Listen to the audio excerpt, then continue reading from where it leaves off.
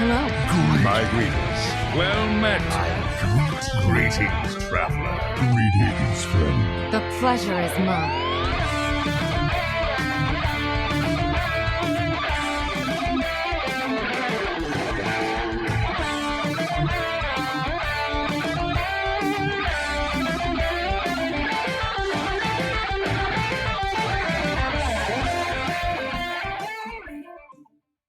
Hello and welcome to episode 249 of Concede, a Hearthstone podcast dedicated to making the competitive side of the game more accessible to you. It is Thursday, July 16th in the evening. The Masters Tour is going on right now, but right here from Gadgeton, New York, it's me, Ridiculous Hat. From Karazin, California, we have Bodikus. Hello, I'm here. New cards, let's go. Woo! Yes, I agree with all of that. And also from Undercity, Pennsylvania, returning once again is Edelweiss. Hey everyone! Happy for the new cards. Let's do this. Yeah, we're all very excited. Thank you all so much for being here. Special shout out to the patrons listening to this. Patrons, you're going to hear this. I think you're great. Special shout out to Twitch chat. Twitch chat, you're going to hear this. I think you're great too. Thank you all for being here. Thank you for either multi-windowing or giving us your attention. It's great to have you all here. And also, we are supported by you, the listener. If you'd like to find out how you can support us and receive rewards in return, head to patreon.com/coinconcede. You can support us by leaving an iTunes review, totally free, and really helps other people find the show. Big thanks to our newest patron, Chad M. Thank you so much, Chad. We think you're great.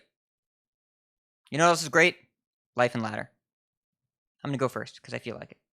So, played Day 1 of Nerfs, Tuesday. Played like the hour after it came out on stream. Played against 25 games, 0 priests. Most popular class was Hunter, that's foreshadowing. Second most popular class was Shaman, that's not foreshadowing. That was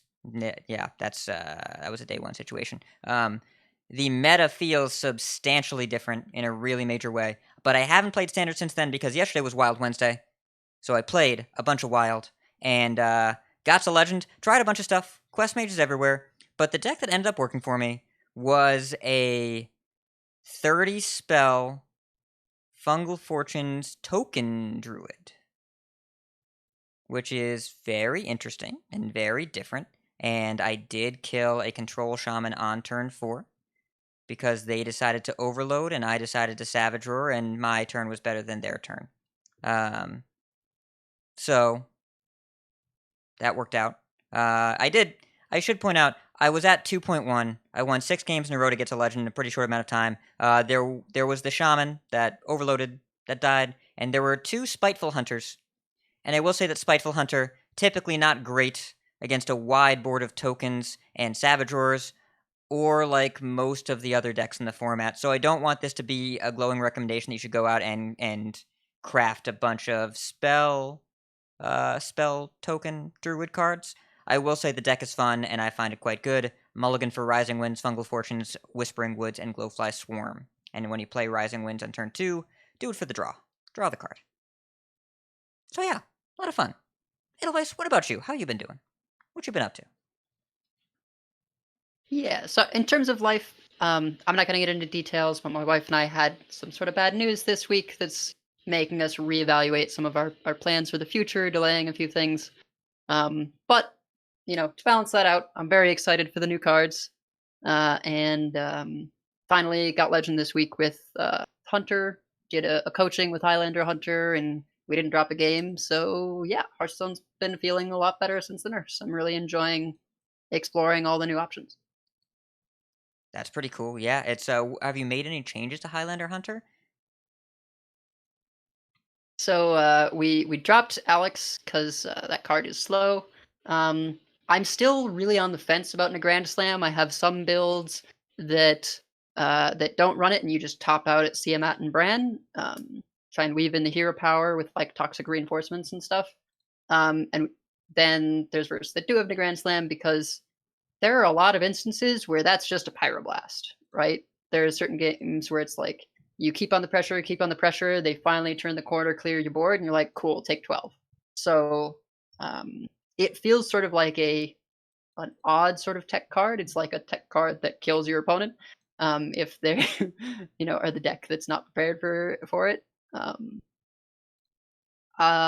Maybe I'll find over time that it's too often a dead card in hand, but so far it's been feeling pretty good. Yep, there are quite a few. I know the low curve builds have been doing pretty well lately. Hockey Boys 3 in our Discord posted a low curve build that's gotten like 4 people legend already. But in the Masters Tour, a lot of people are topping the curve at 7, except the Grand Slam.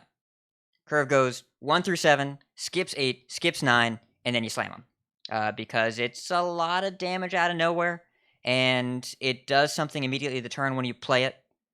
So I do think there's some merit to running that card, and it just slams the door in so many matchups. I didn't intend that pun, but I'm not taking it back. That was completely unintentional. I'm just that good. You know what you did. I Deep down, you're just so used to it now that it just came out, and maybe you weren't expecting it, but you knew. I know you knew, Hat. I didn't know because I didn't pause and look at you. I wasn't waiting for the pain to roll over your face. So you know it was unintentional. I'm not apologizing for what I did. I have no interest in changing my behavior. I'm proud. But I don't want you to think this was premeditated. This was a pun of passion. So Bodicus, how was your week? Thank you, Edelweiss. Well, How was your week except for the last 60 seconds? Last 60 seconds was actually pretty good. I always enjoy the pun banter. Yeah, just really I've still just been playing a lot of Path of Exile. Not gonna lie. We got a new set coming out. I'm really excited about the new cards and everything in them, and I know I'm gonna play a lot of it, so I'm just trying to get in my gaming time for other games while I can. I also downloaded Slay the Spire on my phone. And unfortunately, I've always been a really big fan of iPhones. I've tried out Android phones in the past, and they haven't worked for me. But this newest version of iPhone has this really weird way to go about manipulating screens. And basically, there's a bar at the bottom, and you need to swipe up in order to exit the program that you're in. And it just so happens that if you're into card games, literally every single card game, the little bar to swipe up where all the cards are is where all the cards are, and that's also how you play your cards. So it's like a really fine. It's not a good situation to be in for mobile gaming with card games. So Slay the Spire having a bit of trouble selecting the right cards sometimes, but I'm sure I'll get used to it eventually. But yeah, I'm just really excited for today because we did a bonus episode on Tuesday. We got to talk a little bit about the set, but what I want to talk about is cards because there's already some sweet ones, and yeah, I don't know that any of them look like, well, we'll get into it, but some of them look overtly powerful, and some of them look sneaky powerful, and some of them maybe not powerful at all. So I'm excited to hear what my co-hosts' opinions are of these cards. And since I don't have a whole lot more to talk about Life and Ladder, I think we should just hop right into the news.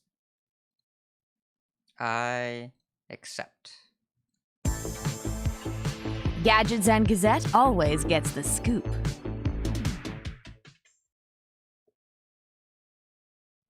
All right, so as we said on the bonus episode on Tuesday, but for those of you who maybe didn't get a chance to catch it yet, Scholomance Academy has been announced. That will be the new set coming out sometime in August. We have a rumored release date, and if the rumors are true, we're just a little over 2 weeks out. The rumored release date will be August 4th, which sounds about right compared to when most other second sets have been released in the year. So that's super exciting. Kind of a similar yet small differences in the pre-order bundles. There's the $50 and the $80 pre-order bundle.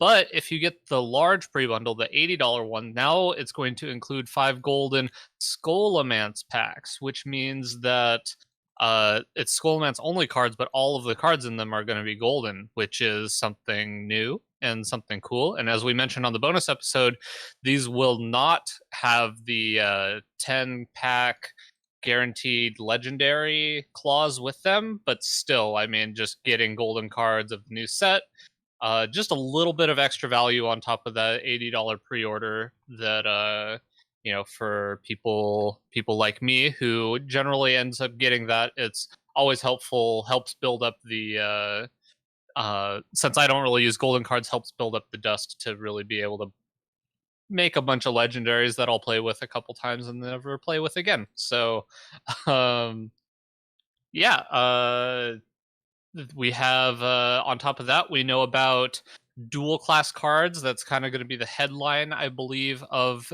the new set. Now that they have added a 10th class, it makes it nice and clean to be able to do 10 different class pairs. I was kind of initially thinking it might be 5 different class pairs, but they're going to do a full circle. And I don't know if we need to go through all of them, but it's listed in the show notes. You can find it pretty much anywhere you look. But there's 10 different pairs. In addition to dual class cards, we have a new mechanic called Spell Burst, which is a one-time only effect that triggers whenever you play a spell. And so basically there's been a couple minions that have been revealed that have the word spell burst on them, and when they're in play and you play a spell once, it's going to trigger the effect of whatever that spell burst is, which is pretty cool. There's also it's not really a keyword as much as a card type in studies, which is going to have essentially a discover effect with a card cost reduction for the next spell of that type. Kind of like a primordial glyph type effect for a lot of these. And in addition to that, in phase 2, this is going to be phase 2 of the Hearthstone year in that big chart that we had of all the things that are coming throughout the year from the summit. And we're going to get a new game mode. We don't know exactly what it is, but we do know that it's going to be using part of our wild collection. So don't be too quick to disenchant wild cards to get new cards of the set until we kind of know what's going on with that. And then we're also going to have a new feature for Battlegrounds, a new solo experience, and a new spell locked feature. In addition to all of this, we already have a card from Scholomance to play with called Transfer Student, which we had a super long discussion, and I actually want to throw it to Edelweiss at some point to get her thoughts on the new card. But it's a 2-mana 2/2 that has an effect based on the game board you're on. And last but not least, before I throw to Edelweiss, reveals are going to start on the 22nd, and we will only have 1 week of reveals. So we're just going to have so many cards. We're basically going to have a week where we get to talk about some cards, and then the next week we'll have a set review. So that'll be fun, but that all starts next week, it looks like. And like I said, I do want to hear, since Hat and I went into kind of a deeper discussion on Transfer Student, what have been your first impressions on it, Edelweiss?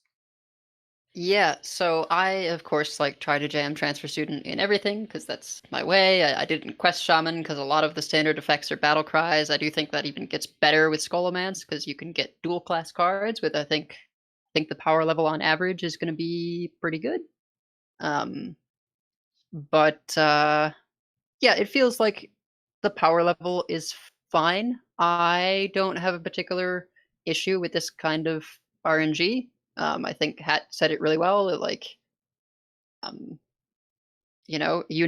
in, you can look at the game board and you can know, okay, they have deal 2 damage to a thing, or okay, it's going to be reborn. I mean, you won't always necessarily be able to play around it, but sometimes you can.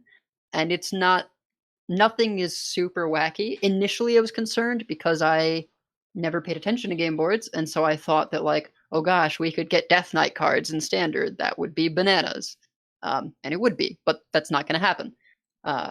So yeah, knowing that it's just sort of the standard game boards and looking at those effects, I think they're all strong but perfectly reasonable, and most of the time not going to swing a game.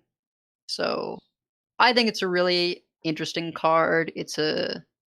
I love it in terms of just design. It's something that I totally don't think I would have come up with. So it kind of broadens my horizons in terms of like, oh yeah, this is a direction you can go to. It hasn't, like, I don't know, it's good in a lot of decks, but I think people are going to include it more liberally than they should at first, and eventually we'll sort of realize like, okay, not everything is going to want to do this, because if you have a much more specific game plan, you won't necessarily want to commit the deck space to it. And we're just sort of figuring out what decks are like, most of the time this is a great tempo card, and what decks are like, actually I have this pretty specific thing I'm doing, so I shouldn't commit 2 cards to Transfer Student. That's sort of where I'm at. I'm interested because Hat and I kind of were under the impression that this is the type of card that would go into a deck like Highlander Hunter. Were you able to find space for it in your Highlander list? So I tried it in some lists, and I think it definitely can be good, but it's one of those things where it's like, do you want a sometimes quite powerful effect, or do you want a more consistent build? And I think like the consistent builds are going Amani, Bone Chewer, Og Merchant, and I usually didn't fit in Transfer Student if I was running all of those things. Like 2-drop slots important, but I think Highlander Hunter in particular is all about making sure you've got the right stuff at every point in the curve. And yeah, it felt like, it was an effort to fit it in, I think. Yeah, I just realized, since it's a 2/2, and one of the bigger nerfs it seems from this last patch that we had was the warrior Corsair Cash. card draw Corsair Cash nerf, making it a 2/2. 2/3s got buffed quite a bit from that, since warrior was so popular and there was so often that you'd have a 3-attack weapon in warrior, that maybe a 2/2 is not where you really want to be necessarily. So while initially it seemed like a card that could go into a deck like Highlander Hunter, I can definitely see it not making that inclusion, with there being so many good 2/3s that you can include at that point on the curve and have it be consistently more powerful than just a 2/2 that sometimes does something very positive and don't have a ton of control with. Yeah, it's And it makes a lot of sense in a 4-set meta in a deck that wants a 2-drop with stats and no synergy. And I would be surprised if this was good enough as we got more cards. The effects are solid in standard but unpredictable, and sometimes it is perfect for the game you're in, and sometimes it is the exact opposite of what you want your deck to do. It's hard to predict, and at the same time, it's a level of RNG that your opponent can play around the second the game starts if they choose to. And in open list formats, well, first of all, the Transfer Student is banned this weekend, so you won't see any. But second of all, if you do, you know at the start of the game what Transfer Student does, and you know if your opponent has it in the deck, so it is actually like barely random at all beyond the initial roll of just what does this card transform into. So I think it's fun. I think it's a fun card. Love the stinger, the music when you play it, and the paper plane. It's really, really clever design. It's a new coat of paint on an effect we've had in Hearthstone for a very long time. And my favorite side effect of this is the effect it has on the casters. Because I'm going to quote Gia on this one exactly, because I loved her tweet about it. She says, "I'm really out here memorizing game boards. Before today, I only referred to them as Carrot, Catapult, Volcano, and Feet." And I think it is very entertaining that that we have to move beyond our nicknames for the game boards and recognize not the impact the game board has in gameplay, but what the game board translates to as far as Transfer Student. Yeah. Did you have something else to add, Edelweiss, about the card?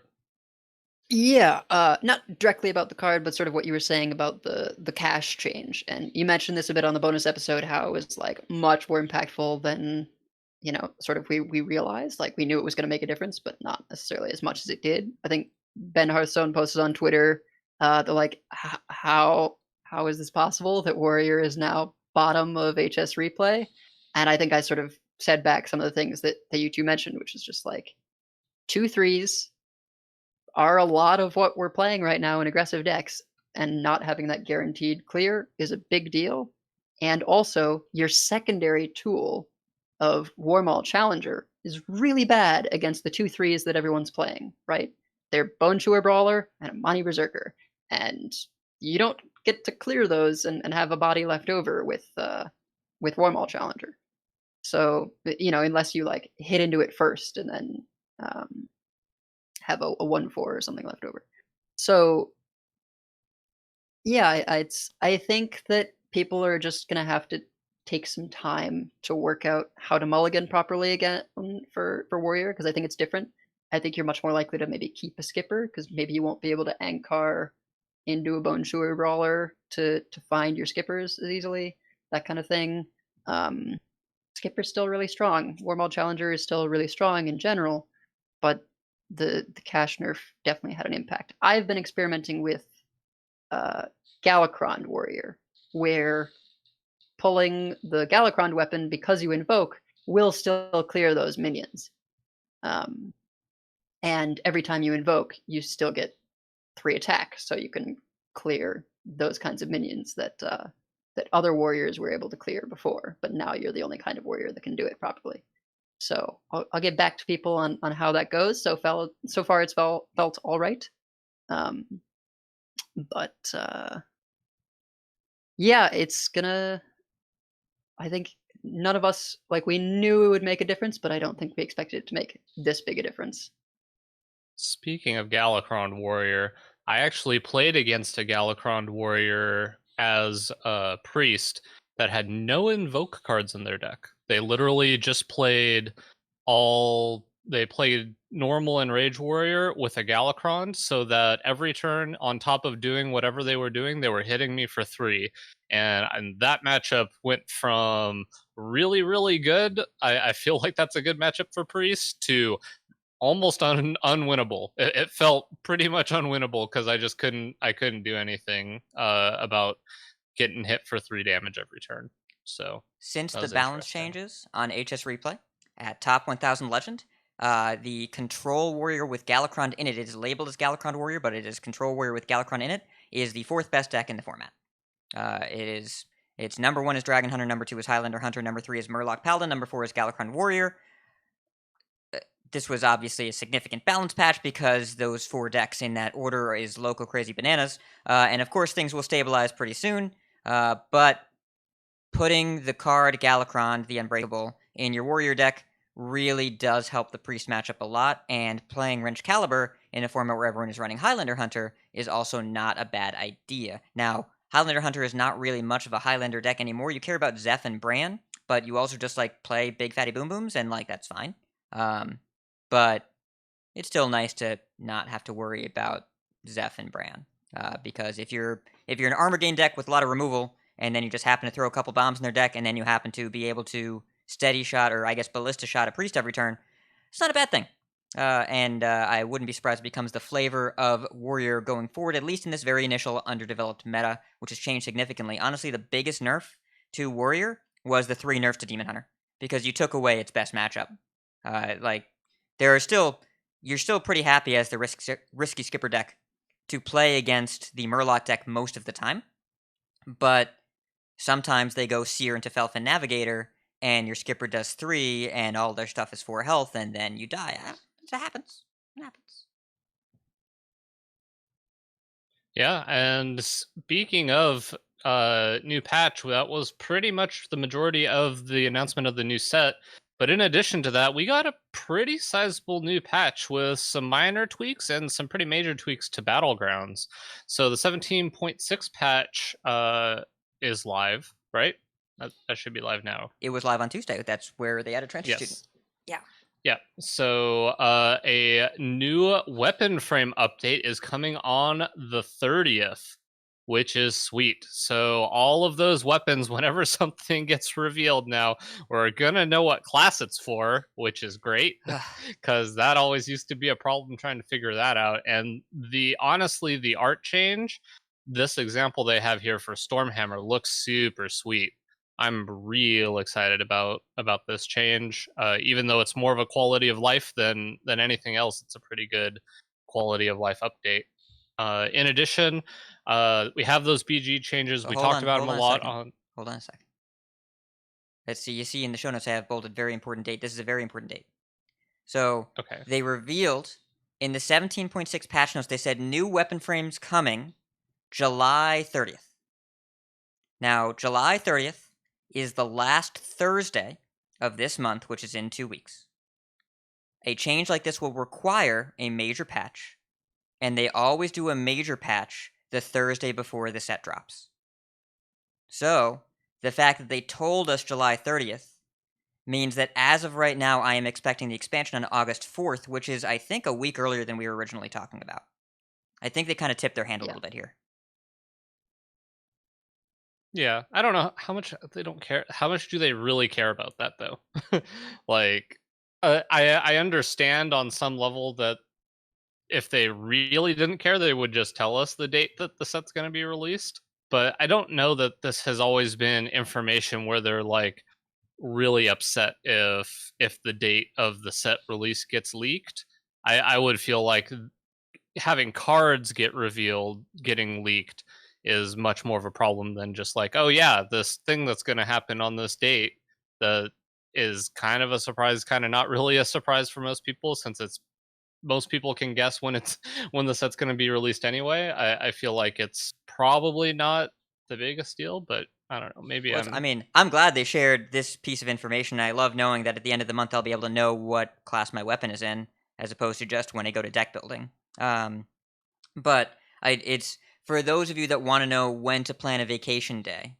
If you were looking for the 11th to take time off, it might be a week before that. So we should know the date soon. But this tell for people that want to plan for when the set is coming out, I think that we had said the second Tuesday in August a couple times. It's looking like it might be a little earlier. But we'll see. Maybe they'll just give us the date pretty soon. All the reveals are also they posted the reveal schedule. Did you all see that reveal schedule? It's Yeah, it's really pretty aggressive. wacky. Yeah. Gonna be some card reveal whiplash. But you were talking about it. You were talking about it earlier about the reveal schedule. yeah, because it's in the show notes. Yeah. Oh yeah. We're smart. I'm glad we wrote that down. Because you put it in the show notes, and I read the show notes, and We're good at yeah, this but podcasting thing. 1 week We should do this every week. 1 week, and it makes sense too, because if it starts on the 22nd and the reveal is for a week, that means the final card dump will be on the 30th, which is a week from the 22nd, and we'll have all the cards on the 30th, which is when they all go live into the system with the major balance update, which means that it's coming out on the 4th. Boom. It all makes sense. It all makes sense. It does. And also, on the 30th, I am currently planning for a 6-hour Coin Concede episode where we go through all the cards. Just kidding. That's for the Happy Hearthstone. Wicked good. Andrew, good luck with that. We'll cover cards that we find are interesting, but it's still going to be a very long episode. But I'm excited. 4-hour episode? I'm not committing to a time, because every time in my life I've committed to a time, I have started late and ended late, and I don't want to do either of those things. Yeah, that's fair. Yeah, so that is kind of stuff to come, but stuff that has already come. The Battlegrounds update is live. A couple balance changes to heroes. The meta's shifting a little bit. We have a new hero, Tess, that his hero power is 1 gold to reroll the tavern, showing minions from your last opponent's warband. And the name of that hero power is Bob's Burgles, which is great. Mukla returns with a hero power, different hero power of 1 gold to get 2 bananas, and then at the end of your turn, give everyone else a banana. Dino Tamer Bran is back with the hero power of 1 gold to refresh the tavern with all Battlecry minions. And then a couple little tweaks to the existing heroes that were not quite good enough in Arana, which it went from 7 rerolls to 5 rerolls. Hook Tusk, which was a little too good, went from discover a minion of a tavern tier lower to just get a minion of a tavern tier lower, which makes it much harder to do the comboing the 1-star minion strat to get a bunch of goldens. And then a couple other little balance updates. Goldrin is no longer a 5-star minion. It is now a 6-star minion. Pirates are no longer guaranteed to be in every game, which is pretty cool now that we're kind of leaving the pirate themed part, like the reveal of pirates. They're not quite so new anymore, so they don't need to be in every one, which means you'll get a bit more variety on the metagames. And then we have a new Tavern Tier 6 minion as well. So not only did Goldrun get added to Tier 6, but we have Amalgadon got added to Tier 6, which has a battle cry for each different minion type on your warband you have. It adapts randomly, and the golden version is a 12/12 that adapts twice for every minion on the battlefield. But it's random, so maybe you get Divine Shield Poisonous. It depends on how many different minion types you have. But yeah, there's a lot of different changes where I'm sure that the Battlegrounds meta is already kind of feeling out the differences, and I'm sure we'll have an update about how and if the meta really changes from here on out. But we had a whole discussion about this on the bonus episode as well. So if you want our initial thoughts, feel free to check that out. If nobody has anything else to add, there's also a new card, or is it? I guess it's the old card back, right? It's very, next Rammus very, card very back? old. I believe this was like one of the season-ending card backs at the very beginning of the game's release. So it's in the store for 500 gold. Quite a deal. How did you get the card back before? So I'm gonna look here, which I definitely should have done before the show, but It used to be 20. I think it was like hit rank 20. it was rank 20 in July 2014. I wonder if I'm gonna check if I have this card back while we get into the next segment. Yeah. Which is a bit of a kind of an intro that Celestalon and Liv Breeden did with GameSpot. They did a bit of an interview talking about the new expansion Scholomance Academy. So I'm going to throw this one over to Hat, who highlighted a couple of the quotes that were quite interesting from this interview. But if you're looking to check out all of the information that's in this article, we have a link in our show notes, and you're welcome to go check it out and read a bit more in depth. But Hat wanted to highlight a couple quotes, so I'm going to let him go with that now. So the first quote I want to highlight is about dual class cards. Class identity has been a major focus for us for a couple of years now. The dual classes are interesting, and at first glance you might think that blurs class identity, but really the point of class identity is think about what the class's capabilities are. How they do the thing is often flavorful. If it doesn't make what you expect a mage to be able to do, doesn't violate that by letting them have a combo card, we get to use mechanics from both sides. But you're not going to see priests get a bunch of card draw through the dual class cards. That last sentence is the important one. Those of you priest and paladin gamers out there, hoping to get some new priest and paladin card draw. It's I'm not going to say it's denied, but I'm going to say if it is outside of the class identity now, don't expect to break that rule all that much. You might get a cycler. Maybe the priest and warlock will involve a cycler or something, but you're not going to get a lot. So be aware of that. I do think it's interesting. We'll talk about with the specific cards. I do think the cards we've seen so far very much hit the dead center of the pairings, and the pairings appear to be very intentional about how they selected them. There is also a particular note. Are you going to be as prepared and agile to make quick changes, not necessarily only to Demon Hunter? Is that the philosophy going forward? And Celestalon, who also said the last quote, said this one. I think this new philosophy has been working really well for us. Keeping things lively, keeping things new and fresh is really important for us. I wouldn't expect quite the same level, but we're ready and we're able to make changes quickly. So, there was a lively discussion at an undisclosed time last night / this morning in Blister Guys Walk to Work Discord that we were taking bets on when the first balance change after Scholomance is released will be. Do you think it'll be within the first week, within the second week, within the third week? I'm curious what you two think. First week, dual class cards are going to be really hard to balance. I don't know what I have no idea, because here's the thing, right? If you look at a game like Magic the Gathering, which we bring up on this show fairly often, but Magic the Gathering has this thing called the mana system. And unlike Hearthstone, you have to have the correct color of mana to be able to cast the spell of that mana type. So white spells need white mana, black spells need black mana, etc., etc. So when they do quote unquote dual class cards, in order to cast a card of two colors, you have to get mana from both of those colors. Hearthstone doesn't work like that. So and I'm sure that they've thought about this, but if they make the dual class cards slightly more powerful because they're in two classes, it doesn't necessarily make them harder to cast, which is generally kind of a downside in Magic, which I guess on some level it's less of a downside because of the way they have dual color mana in that. But either way, I'm going too far in depth.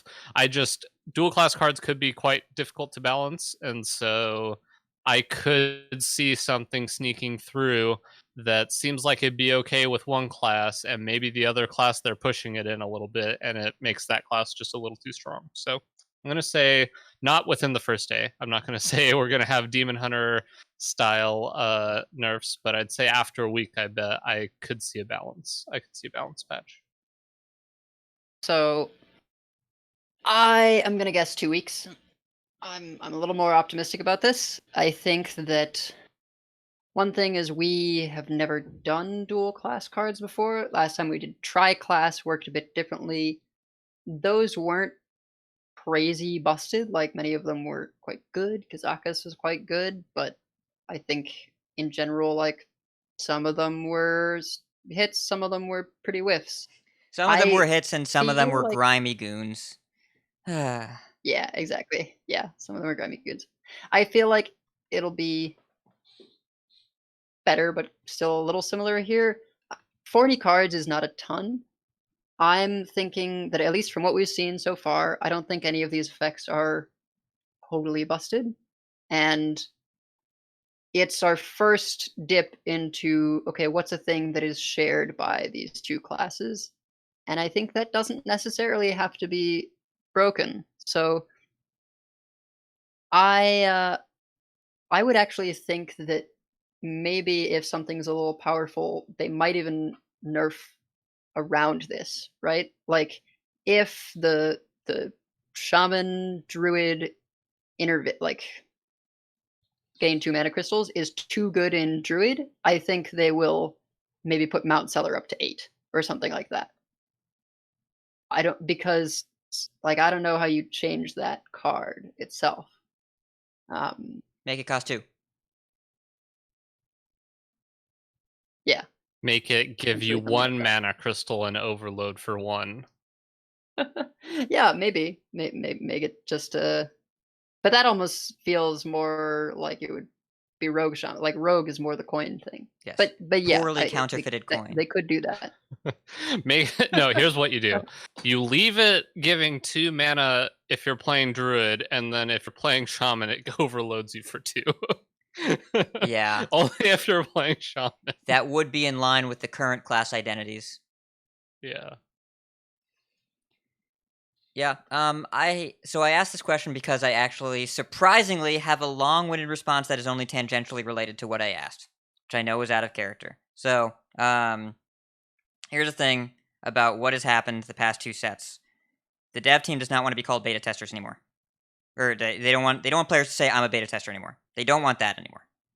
Past 2 sets, rocky launches, landed in a good spot, nerfing within the first week, bad for consumer confidence. How many people are going to be crafting legendaries the first week of this expansion? I don't think very many. Okay, how many people are going to craft legendaries the first week of the expansion and think that it is responsible? Not that many. Did I catch you, Bodicus? Did I figure it out? Yeah. Okay. I was raising my hand for the audio listeners. I was raising my hand. Yeah. And I too will be making legendaries, but it is irresponsible because they might nerf some stuff. So consumer confidence is down right now. The devs get a lot of heat. And also, after probably the third of the 5 balance patches that they made during Ashes, I bet they went through the card file one more time just to be safe. Just to be safe. Just maybe if there's anything they weren't sure about, maybe we try another couple decks with this, maybe we shave a number off here and there. They need to have an expansion that is where balance is not the immediate topic the first week. Now, I don't think they're going to shoot really low. And there are two fail cases here, right? And they have the similar reaction. The two fail cases are either the set is way too busted, or the set sucks. If the cards make no impact, the 3 fastest nerfs in the history of the game, Demon Hunter in Ashes of Outland, Galakrond Shaman in Descent of Dragons, and nothing in Rastakhan's Rumble in the first week of Rastakhan's Rumble. Because the reason they had to nerf for Rastakhan's Rumble is because the set was awful. So, if that's the case, they don't nerf the cards in Scholomance. They nerf the cards that keep Scholomance from being good, but they still nerf immediately, right? In those two cases, they still both move pretty fast. They're aiming for the middle. They have a lot riding on it hitting the middle because they need a set where people feel confident in buying cards and making cards right away. It's been a little while. The devs are tired of getting tweeted at. I don't blame them. And so I expect the goal here is to nerf at the end of August. Probably, if the set release is the 4th, I think the plan is probably to nerf on Monday the 24th or Tuesday the 25th. I think it is exactly 3 weeks after release. I think that's the goal. Now, it may not happen but they wouldn't have just done a nerf 3 weeks before the set if they were going to nerf a week after as well. And so if they nerf a week after, it's going to be rushed, and it's going to be something I think they don't want to do. So I'm going to say their goal here is 3 weeks after, and I'm hoping they hit their goals. Oh, So can we all agree? If we're talking goals, I agree with you, and I hope that Hat is right. I want to be wrong. I don't always want to be wrong, but in this case, I want to be wrong. I don't want. I'm not praying for them to mess up again. I want them to do great. I want a nice and balanced set that brings a lot of variety and fun new things to the format. But based on the last 2 sets, I'm going to say that dual class cards are probably quite difficult to balance, and I could definitely see a situation where they have to nerf within a week, whether that's in this set or outside of this set. So can we agree? Everyone put in $5. The winner gets the pot. Bots at 1 week. I'm at 2 weeks. Hats at 3 weeks. Put in 2 packs each. 2 packs each. Yeah, I like packs. 2 That's packs. good. Yes.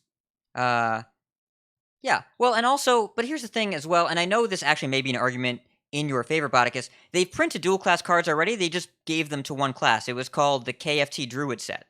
Those were Druid Warrior cards, right? It's like do all the Druid stuff and also gain a bunch of armor for no reason. So they've printed cards that have broken class identity before a bunch of times. And really, if you look at all the Death Knights were kind of dual class cards, right? It's take this class and transform it into a different class. You didn't get to play with all the other stuff, but we're only getting each class will have access to 8 dual class cards, right? Because each class has 2 buddies. And so if you're rogue, you get mage and warrior. But it's if they said it's 40 dual class cards, right? That's 4 cards per pair. 1 legendary, 1 epic, 1 rare, 1 common. 1 of each. You get access to 8 additional cards. So functionally they're printing 8 cycles, kinda sorta.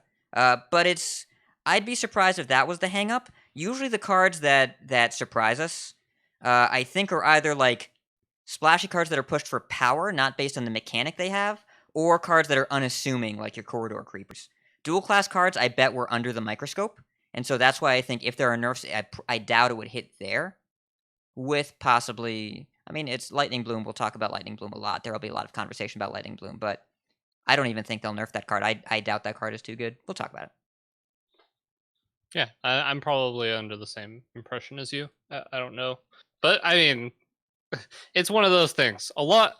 Sometimes it just feels like when you're evaluating cards, I mean, most of the time you're just guessing, and a lot of what we say whenever we're evaluating cards is context is key. Context is super important. And while Hat does not like to give firm grades on cards and say end all be all, I like to do it because I think it's fun to guess and be wrong. So I'm going to say, yeah.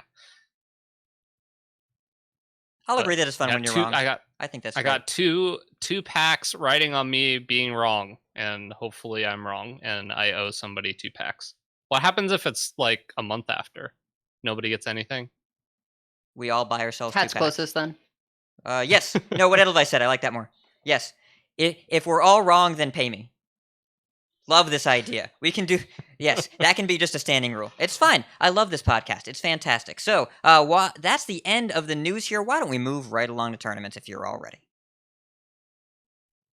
It's the grand tournament.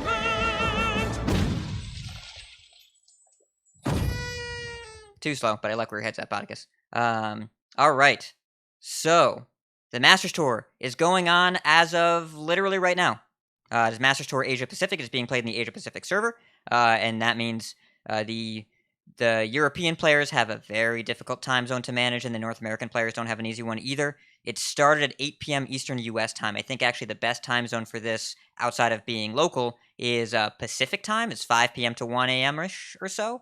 That's a pretty normal gaming session from my perspective, which I recognize may be slightly warped. But for the East Coast American players, that's like 8 p.m. to 4 a.m. For a lot of the European players, they start at midnight. Sounds really, really horrendous. So that may be why we saw less priests, because the European players did not want to play priest mirrors at 7 in the morning after being up all night. I don't know. But it's going on literally right this minute. Unfortunately, we must start the news of this tournament with a little bit of Battlefied drama. It's not quite as bad as Masters Tour Vegas, but the rule said deckless submission closed an hour before the tournament. The admin said deckless submission closed when 15 minutes before round 1 started. Deckless submission closed. Players had incomplete decklist because they were given the wrong information. Players tweeted their lineups, and 15 minutes later, the admins reversed course and reopened deckless submission until 15 minutes before the first round. So there were somewhere between 30 and 45 minutes where players may have thought that deckless submission was closed, and it was actually open again. So, players deleted their lineups from Twitter. They deleted their tweets, but it was, I think I'll use the word notable. I think that is a notable thing. So, happens sometimes. Running tournaments are hard. What can I say? Now, with that being said, we have initial lineup data because of amazing friend of the show, Wicked Good, who is a stats magician. We're going to put up initial deck distribution data on the screen here. Bot and Edelweiss, can you see this graphic? Can you see this?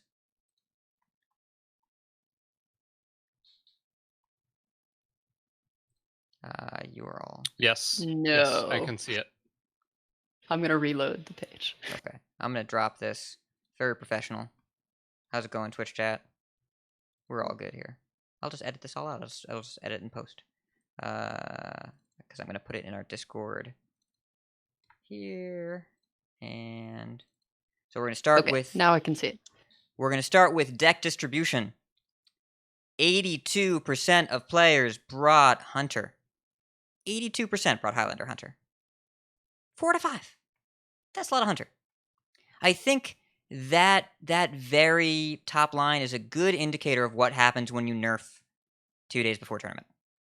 That's what happens.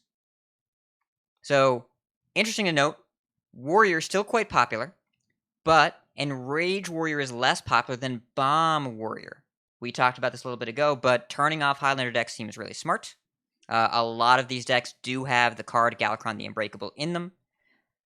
Goal of those top 2 decks, beat Priest and probably beat Druid. That's kind of what you're looking at, right? And the third most popular deck, and the third most popular class, Quest Warlock. We were kind of talking about this in the bonus episode, Bodikus, that the goal of most lineups is going to be, how do I make Quest Warlock a viable bring? And there's a lot of Quest Warlock, but there's not a lot of Priest in this tournament. I think a lot of people had the read on it. And so Quest Warlock might end up being a liability because its best target is not being heavily played. It's very interesting. Yeah, it makes a lot of sense. This, I think my biggest takeaway from the bonus episode was that I am not a tournament player, so I probably wouldn't make a good lineup. And it sounds like the people who are good enough to make it into the Masters Tour have a good read on what was expected, but also sounds like a lot of people brought similar stuff, and all of this definitely feels like it preys a lot on Priest. Yeah, which is why there's not a lot of Priests, and the fourth most popular class is Druid, which I think people were also expecting that to get targeted a little harder, But from what I'm seeing here, Druid's still going to high roll quite a few games, and I think the meta is not as hostile to it as it might have initially appeared. Now, Rogue is actually 5th most popular class, split right down the middle between Secret and Stealth, but still about a third of the players brought it. Same with Demon Hunter. But Demon Hunter is 25% of players brought Tempo Demon Hunter. 11% brought Control Demon Hunter. Again, that is 100% a read on how much Priest people expected to see. And then Priest is right behind it, but only 12% of players brought Galakron Priest and 5% brought Cube, or Split Priest rather. It is a small percentage of the metagame. Highlander Mage even lower with all the Bomb Warrior running around. Then at the bottom, Shaman and Paladin, which they're doing okay in the qualifiers, or at least they were last week. Nobody was confident enough to bring them. Very, very few people. So There's just not enough time. You got 2 Yeah. days. 2 days is just not enough time to take a big, maybe there's certain people, well, obviously there's certain people that were willing to take the risk, but it's just with that little prep time, I don't think you can take a big risk on such a big tournament like this. yeah. And it's also worth noting, Jay Correct brings up an excellent point in chat. Highlander Mage also is seeing a lot less play because Dragoncaster and DQA were massive nerfs. But it's interesting to note the death of Rogue may have been exaggerated. Let's switch over to looking at lineups here. So as far as lineups go, the biggest chunk of players brought Hunter, Quest Warlock, Bomb Warrior, X, where X is either Druid or Rogue. That was the 4th deck where people were doing. Now, sometimes it's in Rage War instead of Bomb, but it's usually Bomb Warrior, and then some variant of Rogue or Druid is the 4th deck. Bomb Warrior is definitely there to prey on Highlander decks, contributing to Mage's Reduce showing along with the nerfs, though there is actually a decent representation of double Highlander with Highlander Hunter, Highlander Mage, Quest Warlock, and Bomb Warrior as well. Edelweiss, you've been doing a lot of tournament prep. What's your take on the lineup distribution here? Are there any surprises that you can see? Well, my prep was right before the nerfs, rather. What I did notice from running a tournament last night was that people, they tended to stray away from the less known areas, right? Like Shaman and Paladins, pretty similar. People were trying stuff out. Did see a Control Demon Hunter actually in the finals. But I expected a lot more Priest, and just like we've seen with Ladder, it's just not there as much because of how things have shifted, right? Highlander Hunter definitely the all-star right now. I think just because that nice just curve out, right, is just it's gonna excel while people are still figuring things out. So seems like typical early meta. I think probably what I would bring would be some kind of Bomb Warrior, maybe like with the Galakron. Like that sounds totally up my alley. I would bring Highlander Hunter just because the tempo plays are solid. And from there, I don't feel great about the Warlock. I would probably be on... I'm more likely to do something weird because that's just sort of me. I feel like I'm not going to beat people with mirrors, so I got to do something different to get my edge. So I would probably be on some kind of like, I don't know, stealth aggro rogue. Ooh. And maybe some kind of aggressive shaman. I'm not really sure. I do tend to lean towards aggressive strategies. And try and punish decks that just aren't prepared for those.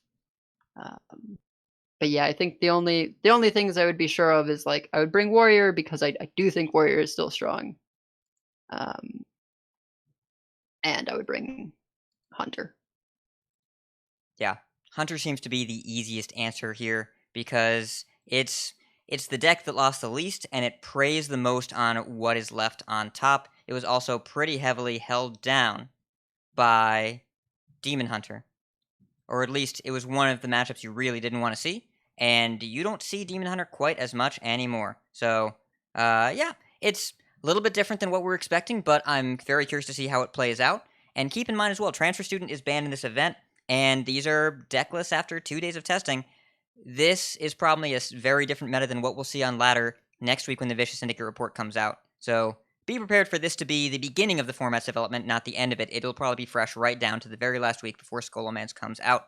Now, moving on to qualifiers, we're not going to cover them too in depth because all the results we have were pre-nerf and there are none this week. So we're going to take a break on that. It is, one note I will make, as of the end of last week, more aggressive lineups started to perform better, including, but not limited to, Murloc Paladin, Totem Shaman, and Pirate Warrior. These are decks that are kind of hard targeting Hunter and Druid, and if Hunter and Druid continue to be good, there may be some Smork available to qualifier near you. So just something to be aware of. Sometimes you just gotta get them. Now, we did have a tournament. I think this was right before the nerfs, right, Edelweiss? This was over the weekend.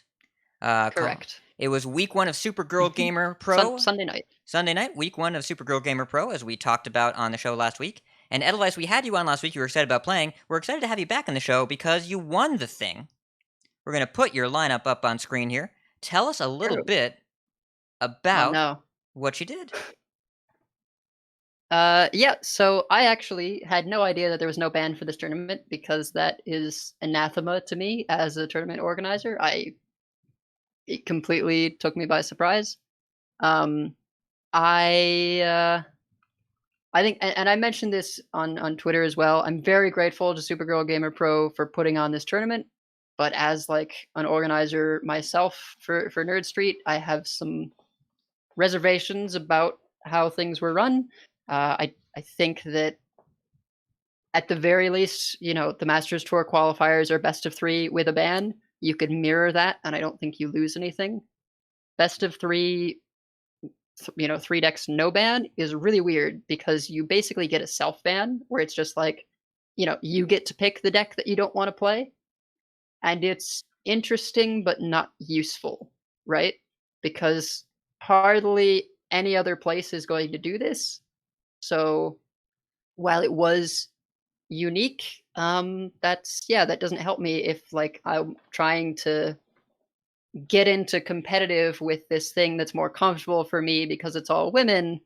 It's like I'm not getting the practice that I need for qualifiers, right? So I had situations where, at the finals, I couldn't play my Druid because I was like, this will get dumpstered by their whole control lineup. So I just can't play Druid. And I got to do that because with no ban, you basically get to pick what you want to ban. So I got a win with Aggro Warrior, I think Necro was calling it, where, just standard Warrior. It was my teammate's build where you have 1 Armor Smith and 1 Execute because, well, the reasoning is usually because people that don't want to face Warrior ban Warrior, and people that do want to face Warrior, usually Armor Smith isn't as good against them. But anyway, it worked out. I got some good enrage plays going, and I managed to pull out a win with the Priest where it was the Cube Priest with Mana Sabers, with Mind Games that came in super clutch in the semifinals against Druid. That's the tech that it's for, where I pulled Mount Seller on turn 3 and just went to town. And I had a couple of Hench Clan sneaks for Curve instead of Skeletal Drake and Murazan. So Hench Clan Sneak, for those of you that don't know, is a 3-mana 3/3 stealth. I feel the need to explain that card because it is not a common inclusion in most deck lists. Yeah, but we talked about it a bit last week, and it made a lot of sense to me. So I'm glad to see that it did well. Curves very nicely into Grave Ruin and then Psych Split. So I had a great time. It's been it's been a while since I got to sort of flex my tournament competitive muscles again. And Necra and Dragon Rider did the casting. I kind of lucked into being cast the first round because I was up against Brookworm, who obviously people are more familiar with. And it was just easier for them to sort of keep following me through different stages of the tournament. So I got covered the next round. Semifinals, they wanted to cast both, but then it was clear that that one game was running very long. Oh, you And mean I the finished my 35 entire minute, match the during that one 35-minute game. priest mirror? Is that what you mean? Yeah, that's what I mean. So I managed to get my warrior and priest wins during that priest mirror, and have a nice break before the finals. It's So the aggro lineup strat, grab a snack. yeah, Though not that your lineup was particularly aggressive, you just didn't play a priest mirror.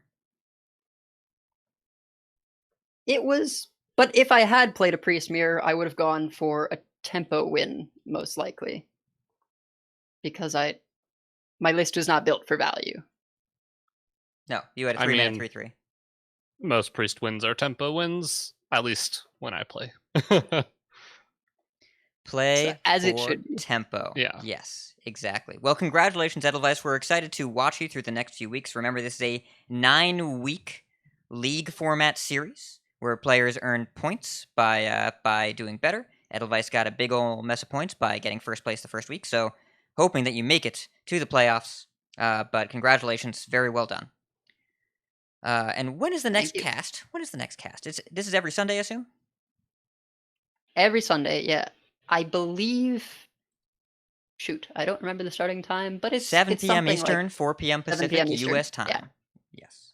So it runs a little late, which is why I understand their desire to keep things moving and keep it best of 3, etc. But there was an awkward situation that I felt pretty poorly about, where they didn't reset the bracket for people who had some check-in issues. There was a bit of a bug with check-in where the button just wasn't there, and some people missed getting in, including a friend of mine, Nayara, very very good Brazilian caster and player who's been in, I think, every Masters tour so far. She did not make it in because of this check-in bug, and we were very frustrated that they wouldn't reset the bracket. And then they ended up having to reset it anyway because they had the event set to best of 1 instead of best of 3. So it was just a bit of a mess. I suspect they will get better for the future weeks. I hope that they add a ban, but I don't know if they're willing to change the format in the middle of the series. We'll see. Remains to be seen, but, third-party tournaments, we're just glad there are more of them in the scene, and we are excited to watch your performance in them in future weeks. So, good luck, have fun, and yes, much props to Necra and Dragon Rider for the casting, making it through that priest mirror. More power to you. Now, as far as ladder, it is way too early to tell. The numbers, like we've talked about before, they look pretty screwy, and I don't think they will stabilize quite where they are right now, which has HS Replay on the front page of the site, showing the top 2 classes as Hunter and Paladin, and the last class as Warrior. I would say that is not an accurate snapshot of what deck performance will feel like if you go on the ladder right now. Evolution is happening very quickly. A lot of new things are being figured out. It really feels like this was the most impactful balance change outside of the week 1 Demon Hunter ones that we've had the entire meta, because really Warglaves was holding down a lot of mid-rangey decks, and the change from 5 to 6 has been absolutely massive. So, we don't have answers yet. We're not going to try and give them to you, but next week we should have a much firmer look at what the meta looks like. So that'll wind down the tournament section before we get into an extensive amount of card talking. But we do want to note Dylan Lee Favor, who was one of the admins for TESPA, tweeted at me. They do have a spreadsheet with a bunch of links to the individual Twitch streams of the different schools in TESPA. The finals are going to be this upcoming weekend.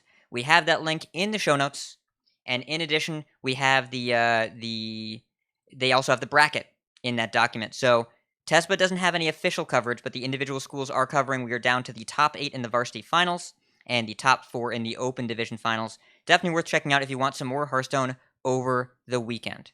And breaking news. Where's our breaking news bumper? Per Brookworm in the chat. Supergirl Gamer just changed their format to 4 decks, 1 ban. Edelweiss, you have incredible power with your words. Bring it up. Supergirl Gamer clearly lurking in here. They're like, oh, Edelweiss talking about this. Should we change things? Yeah, let's do it. So, Well, I I hoped that he would have more impact winning the event, and I posted both in their Discord and on Twitter. So I'm really glad that they decided to make this change. I'm sure I don't think I can take full credit for it because a lot of people besides me were upset with this. But yeah, very very good change. Excited for it. I don't mean to mitigate your power, but I was kind of making a meme that we were talking about it in the podcast, and they must have heard the podcast. Yes, but yes, glad they changed it. Brooke, while you're here, is it best of 5 or best of 3? Because bring 4-1 ban is best of 5, and last week was best of 3. So if it's best of 4-1 ban, best of 3, that doesn't fix it. We'll wait here quietly. I mean, we can talk, I guess. Yeah, or we can, yeah.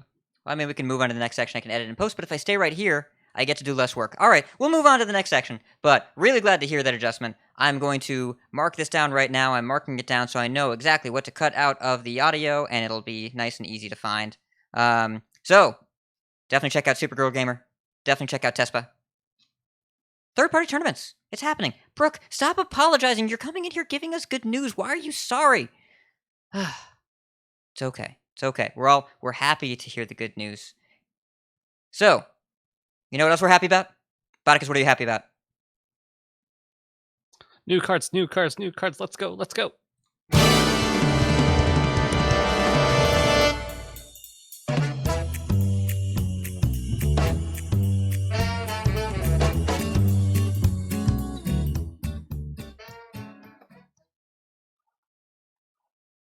So we have tons to talk about. It's I think 10 new cards, something like that. 13. As a 13 new cards. 13. Oh boy! Usually we each pick 3, and so it's not actually that many. But yeah, 13 new cards. For a reminder to everyone, the way we do our card ranking is we do, instead of numbers or letter grades, we sort of go based on the type of card. So it's a reminder that is, we have Busted, for example, 5 mana Skull of Gul'dan. You might think of this as like S tier, right? It's cards that are just like clearly broken, ridiculous, gonna need to be nerfed pretty soon. Build Around, Risky Skipper, extremely powerful card, arguably, walking that line between Busted, but definitely Build Around, right? It is shaped warrior. We is made Battle Rage a crazy good card, and Rampage, things that hadn't been seen in warrior as often. It's just like a core in all the warrior builds. Key support, Apotheosis, right? It gets you back in the game. Sometimes you play it on curve as a nice buff in Priest. Solid, but it's not like what your deck is necessarily all about, but it does bring it all together. I'll say, like, filler support, just True to Silver clarify, Champion. just to clarify key support a little bit. I think key support makes your build arounds viable, but you don't build around your key support cards, right? You don't make a Zilliax deck, but you put Zilliax in, and Zilliax makes the rest of your deck more viable, for example. Yeah, they're the cards that make your deck viable, probably go in every list, but you don't make the list to run them. Filler support, True Silver Champion, always a solid Paladin card, right? When we don't have very many cards, Murloc Paladin, still running True Silver Champion. Mid-range Paladin, you're still running True Silver Champion, but sometimes you only run one because it's that thing that you're probably gonna cut early on for other stuff as we get more and more cards in the pool. Tech card, stuff like Acidic Swamp Ooze, Plate Breaker, seen a lot of play in Wild. Saw even a little bit of play in some Demon Hunter control lists to have game against Warrior. So any of these things where it's specifically targeting something. I think a tech card people are forgetting about that may come back is the Dragon Poacher? Dragon Maw Poacher, the 4-mana 4/4 that if Yeah. your opponent controls a dragon, it becomes an 8/8 with Rush. Quite strong. So we may see some of that coming back. And then Bad, which Hat has here as Dark Pharaoh Takan, lol, but also something like Magma Rager. Cards that you're not even happy to see them in Arena, right? It's not really situationally good. It's just good in very, very few instances. And yeah, that pretty much wraps up our rankings.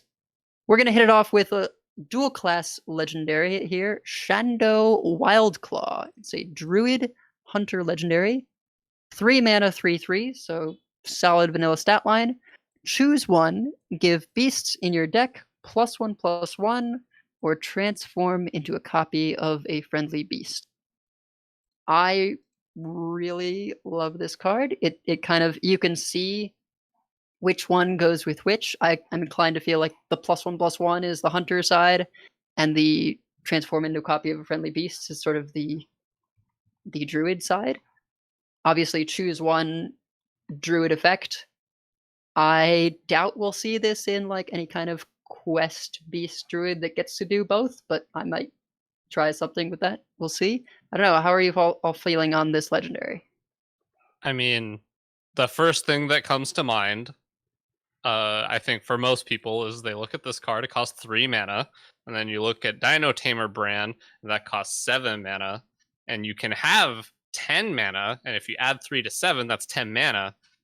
And if you can copy a random beast, you can copy a King Crush. So Not a we're random, a getting specific there. beast, but yes. Specific beast, and it's friendly, right? Yeah, it has to be a friendly. So Well, if it's not friendly, then you wouldn't have tamed it. yes. So 16 damage on 10 mana is pretty good. And yeah, but I could just see that being a thing that, I mean, this is just a card that can probably go into Highlander Hunter because the stats are fine. 3/3s are no longer liabilities now that Corsair Cash doesn't give +1 attack to weapons. So feels like it goes okay in there. I don't know if it goes fantastic. And there's not the thing is with a card like this, you look at the first choose one and give beasts in your deck +1/+1. It almost looks kind of Prince Keliseth-esque, but it's really hard to fit that many beasts in a deck. So Prince Keliseth used to be in decks where you had 26 minions in it, and it was buffing all of those. So just having a little bit of flexibility, I think, is kind of neat. I think this card could see a spot. I don't think it's anywhere near overpowered or anything, but just kind of a cool card. It really, I think, shows off dual class really well in a way that I think is pretty cool, and I hope we get to see this card quite a bit. Yeah. So first of all, if you are playing Highlander Hunter with this and Dino Tamer Bran, it is Brando. That is what we're calling it. That's we're shipping Brando. That's what we're doing. But people are very excited about 10 mana, 2 King Crushes. I'm very excited about turn 5 Scavenger's Ingenuity and Primordial Explorer, and turn 6 Zixor Copy It. And I'm more excited about that. I'm more excited about 2 4/6 Rushers. And even if it turns off my Highlander cards, oh no, I have 2 Zixor Primes, whatever will I do? I think we'll be fine. So there are a lot of ways to do that. Dual class cards are tricky because also, are you evaluating it as a hunter card or as a druid card? We are missing a lot of context. Mm-hmm. Looking at it as a druid card, speaking as a person that has cast Knight of the Wild within this week, and if you don't know what that card does, don't look it up. It'll give you nightmares. It's from TGT. We don't do TGT. It's you don't want that. It's speaking as a person that has played with Beast Druid cards this week. Beast Druid has been a thing. Dano, you're in the chat. I'm sorry. Beast Druid has never been a thing. Beast Druid has been advertised to be a thing many times. Beast Druid has never been a thing. There was Menagerie Warden, 6 mana, 5/5, copy a beast. Everyone was playing that on Stranglethorn Tiger or was talking about it. We're losing their minds about the value. Never got there. Wasn't good enough. Beast Druid has been perceived to be potentially good for years and has never been good. I don't know if this is the difference now. You need to play a lot of beasts. And if you can, then it's solid. But then it's still a 3 mana 3/3, and you hope to draw a lot of beasts. So Beast Hunter hasn't really been a thing either. Like, we had the Master's Call deck, right? But that was a Zul'jin deck that happened to have a lot of beasts in it. And I don't know if I would call that beast-driven. I think the +1/+1 part of this card is a bait, which means I think that we are using it to copy a beast. And if we're using it to copy a beast, then I think that we would call this, at best, a key support. I have questions about the viability, but I'm not going to give it a final rating until we see a little bit more context in the set, because that actually means it depends on what beast support it gets. The funniest thing is all of the beasts that you want to give +1/+1 to are from Animal Companion, Unleash the Hounds, and what's the 6-mana Unleash twin the spell? Beast. Unleash the Yes, Beast. Unleash the Hounds You, and like, Unleash want- the Beast. Yeah.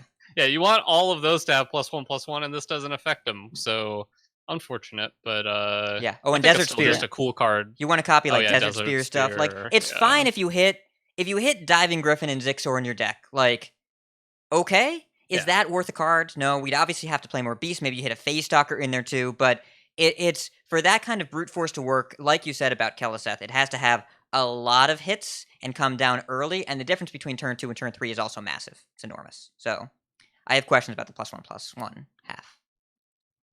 Yeah, the things I see are sort of. I could imagine a world like it's all going to depend on what beasts they print in this set, because currently, Embiggen Druid is more dragons than beasts, so you're not using the +1 or the copy as much there.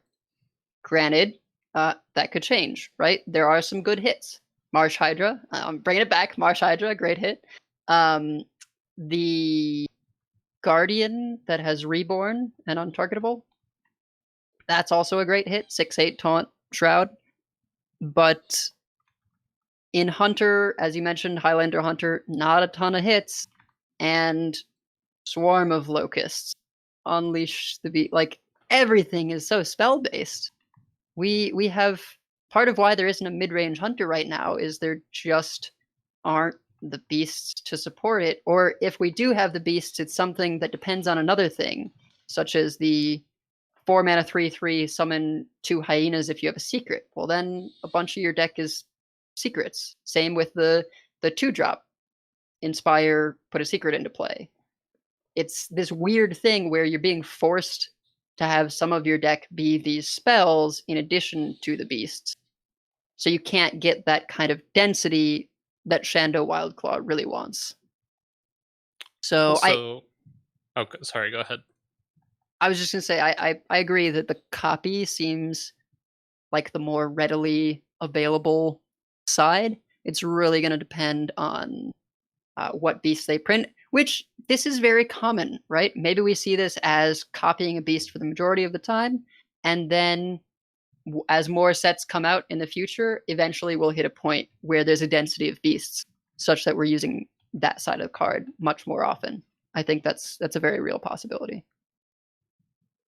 Yeah, I was just going to mention also, largely one of the strengths of Keleseth was that there were a lot of cards, like we had Patches, which kind of got pulled for free from the deck, and you had Serenite Chain Gang, which doubly benefited from this buff. So unless we get a card like that, which is going to be able to have large amounts of benefits, I definitely see the drawback of giving beasts +1/+1, because it's just not going to have as big of an effect on a large portion of the cards. So I more think this is a cool card than it is a super viable card. But as Edelweiss made a great point in that we need to see what beasts get printed, because maybe something really sweet gets printed and this can slot along right with it.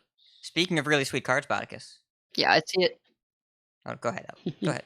I know you two are excited for this one. You can go first.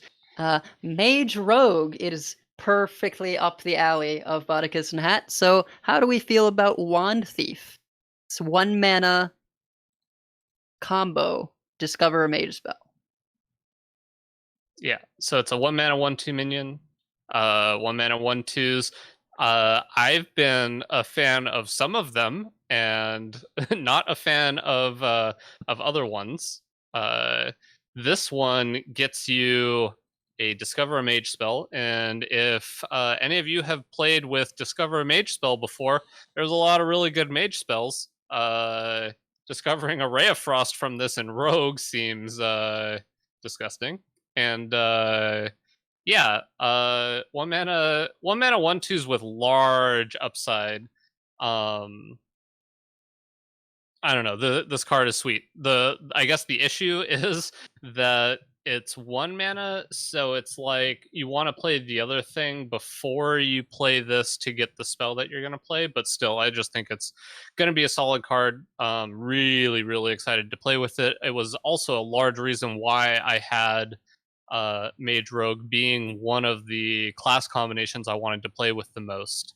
And so I'm really, really, really looking forward to the other cards that will be in Mage and Rogue to play with this, because it's just seems solid. Seems like what you want to be doing as Rogue, and I mean, heck, it goes really well with Ray of Frost too if you're playing Mage. So it goes really well with both those classes, and excited to see where it goes. So there was a discussion that I'm not going to say initiated. I'm going to say instigated yesterday in the Discord. That was Magic the Gathering Ravnica guilds versus Hearthstone dual class combos, and Rogue Mage is extremely extraordinarily demure, which is the blue-black color combination in Magic, and it's all based around illusion magic, and this is illusion magic that you're seeing. So, Wand Thief, 1 mana, 1/2, discover a mage spell. 1-drops, 1 mana, 1/2s that replace themselves are good always, basically. Like, actually always good. Firefly, Sky Raider, so on and so forth. Now, this is not actually 1-drop. You can play it. Oh, important note, and Bardo in chat there's a good point here. It does not activate Vendetta. So something we should note about dual class cards while we're here. The way that dual class cards work with a card like Vendetta says if you have a card from another class in your hand, Vendetta asks Wand Thief, it does activate. It does not activate. Itself does not. It does not. The card that you get does. That's a good point. It does. Yeah, the mage spell does activate Vendetta. So it's important to note how the mechanics work, but also that's a good point that the mage spell you get is not a rogue card. But the base split card, if you have any split cards in your deck, and you have like a Burgle Quest. So it's Vendetta or Bizarre Burglary will ask Wand Thief, are you a rogue card? And Wand Thief will say yes, and Vendetta will stay at 4. Now, when you play it and discover it, which a bunch of people pointed out, and I totally missed, and I'm glad that you all brought it up, and in Bardo you were right and I was wrong, that when you play it, and then you get the card off of it, it will activate Vendetta. Very important. So, you can use this card to activate your Burgle Quest or whatever, but also, like, mage spells are good, and it's nice to have damage in Rogue. Also, you can play this in Mage, which is kind of cool. But it's not really 1-drop. You're not really going to play it all that proactively on turn 1 all that often, I don't think. It's a value card that you add to a turn. When would we want this? When would we want to play this? It's cool, but like, it's a 1-drop you don't want to play on 1. I guess you could play it as a 1 mana 1/2. I don't know. I think you just play it. I don't know. You make a valid point in that it doesn't replace itself without a bit of extra work, but yeah, I don't know. It just seems like maybe sometimes you just play it on turn 1 as 1/2 in the right matchup. I don't know how often Rogue needs to be playing a 1-drop for it to be yeah, I don't know how often it's really key that you play the 1-drop on 1, especially if you get to like use combo into like something like an Edwin Van Cleef or something. So, or you just play this and then shadow step it and play it and get the card. I feel like the value of a discovered mage spell is relatively high, so it feels like a card you're just going to want to play. And 1 mana is such a low cost that it feels like something you're going to want, but could be wrong. Yeah, so I think of a pretty old card at this point that was a 1 mana 1/2 combo. It became like a 2/3, I believe. and that didn't really see play because you didn't want to run it out on 1. I do think that getting a mage spell is better than that, but it's weird because typically you want your 1 mana cards to be your combo activators. You don't want them to be the thing that you combo for. So I think it could be a little awkward. People might throw it into, more tempo-based rogues and sort of realize that it's not quite what they want. Like, I would want to put this in something like Stealth Rogue because you could get Mage Burn, but I don't know how it would actually play out. Like, maybe it's too weird a lot of the time. Maybe you just can't really fit the slot.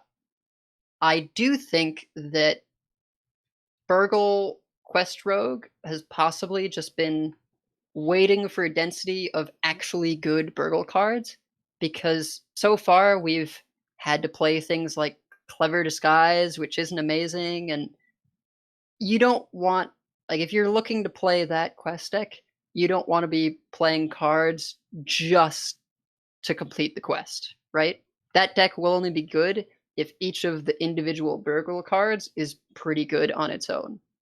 So I feel like if we could have a quest deck that's filled with actually solid cards that give you something from another class, that maybe there'll be that density that you can get the reward, and it's great. Because if you can get that reward quickly without giving up too much in terms of card quality, the reward is fantastic. 2 mana for a 3/2 weapon that you're immune.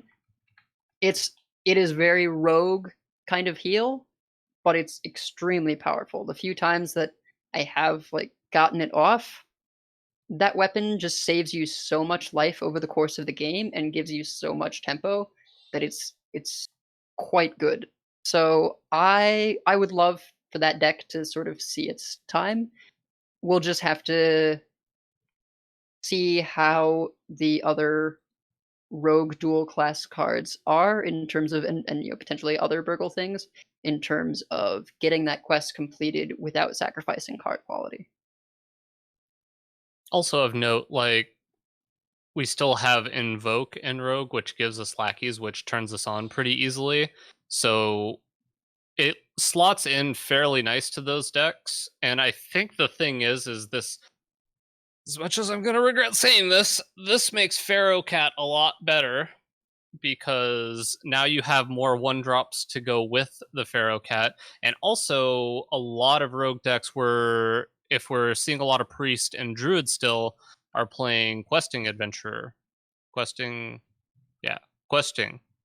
which this goes really well with Questing if you get to go quest and coin this, and then it doesn't interrupt the chain quite as much. So I don't know. It feels like this could be a good card, but you might be right in that you need your 1-drops to be able to be played on 1 as well as other turns, and maybe that downside is too great of not just being able to run it out on 1 and not get the value guaranteed, and it doesn't end up making the cut. But it feels just so inconsequential. That 1 mana feels pretty inconsequential for a much larger upside. I'm interested. I assume both of you think that a discovered mage spell is worth more than a random reborn minion? I hope that you are both under the impression that that is the case, but maybe not. I mean, one doesn't have, you don't have any upfront cost. You don't have to have the combo to get the reborn minion, but I would assume that a discovered mage spell is better than a random reborn minion. A discovered mage spell is better than an off-curve bad reborn minion. A turn 1 Pharaoh Cat and a turn 2 Shotbot is better than Wand Thief. I can't get Shotbot every time, but if I get a 2-drop every time, then Pharaoh Cat is way better. Pharaoh Cat is more variant, but Wand Thief is not a tempo card, right? You don't want to play this on turn 1. The question is, what are you comboing this with? Because we are unhappy if we're playing as a 1 mana 1/2, right? We are unhappy with that. So if we're only playing it under the condition that we are consistently meeting its combo, what are we comboing it with? I assume the answer is usually lackeys off of Evil Miscreant or Praise. And if we hit that, and the mage spell we get is good enough to include in our deck, right? It's good enough to include another 1-drop in our deck. I think we need to have value off of additional 1-drop density as cards we don't play on turn 1. So if we were playing like turbo questing, right? If we were playing a deck that is designed to get questings and Edwins as big as possible, love this card. I think it's perfect for that, where you just kind of go crazy in the mid game with a bunch of stuff that doesn't cost very much, where it's almost like Mount Seller Druid, except with rogue cards and with not with spells, but with anything.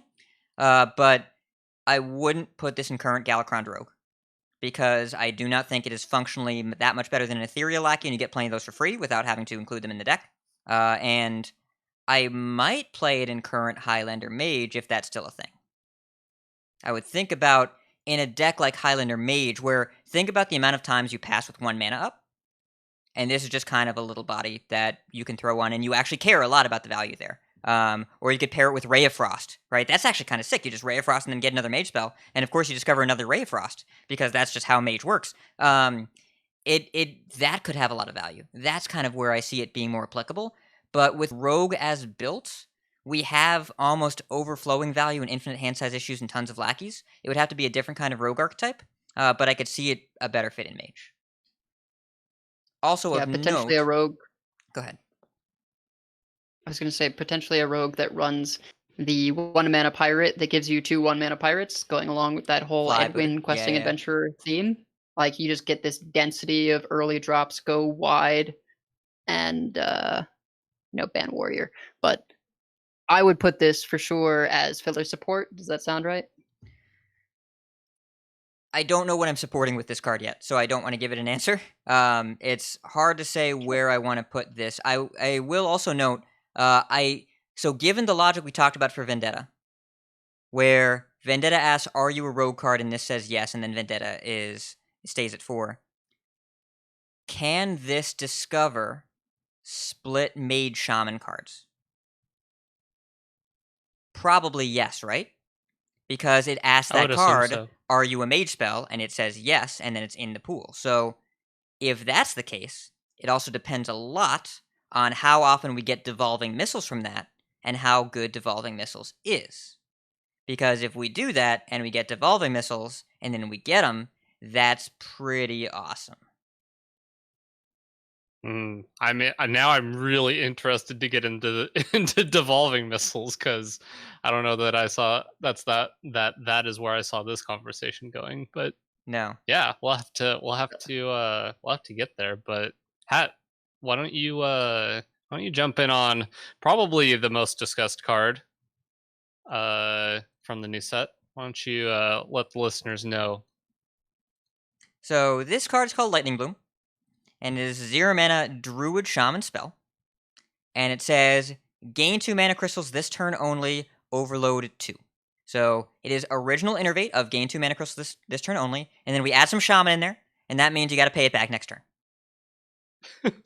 And my initial response to this card is I would like Blizzard to apply a balance change to people asking for balance changes before the set is released. Because people are already talking about how much of an enormous design mistake this card is. I understand the concern. I understand the fear. We talked about this a bit on the bonus episode. Overload 2 sucks. It's really, really terrible. It takes away an early game turn in its entirety.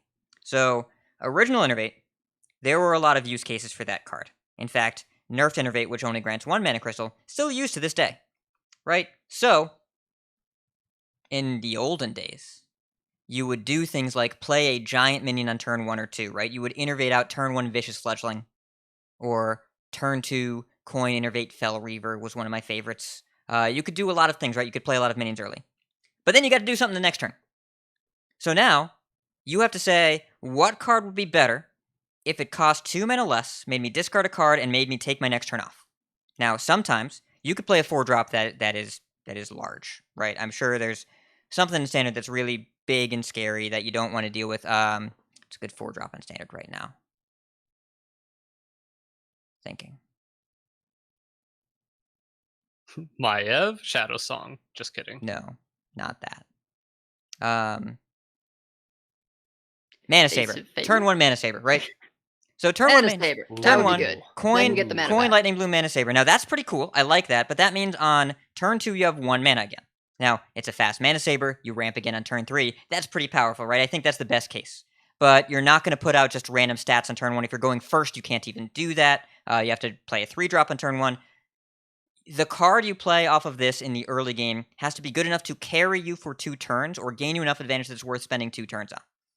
So I think it's much harder to use as an early game snowball card. I do think it is a very powerful card to use for combos, where if you don't go to the next turn because your opponent dies, then there is no overload. That is true. My answer to that, context dependent on the current standard meta, is please let me have more combo decks so Galakron Priest isn't the best thing I can do. Please, please, please, put more combo decks in the game. Not all combo. I don't want the entire world to be Snip Snap Warlocks or Wall Priest or whatever, but enough combo that we can reliably contest mid-range decks without having to resort to the Warlock quest and hope I tap and hit the 0-mana Mally. Please just give me some kind of combo that's within my control. And this is an innervate that is way worse for early game and just as good for late game. And I think that's cool, and I think it is a good card. I bet it will be a key support for some deck. But I don't believe it is going to be universally played in tempo or board-based decks because of the downside. Oh man, I'm just thinking an original aggro overload shaman. If that in wild you Tunnel get to Trog go this Totem Golem and you make a turn 1 4/3 and a 3/4. Oh yeah. Yeah. Now that's Now, some so you damage. actually you pay the 1 mana on your turn, and then you overload for 2, and then you overload for 1 off the Totem Golem. So like that's you pay 1 and then an extra 3 in overload. That's 4 mana, and then you get a 4/3 and a 3/4. That's a 4 mana 7/7.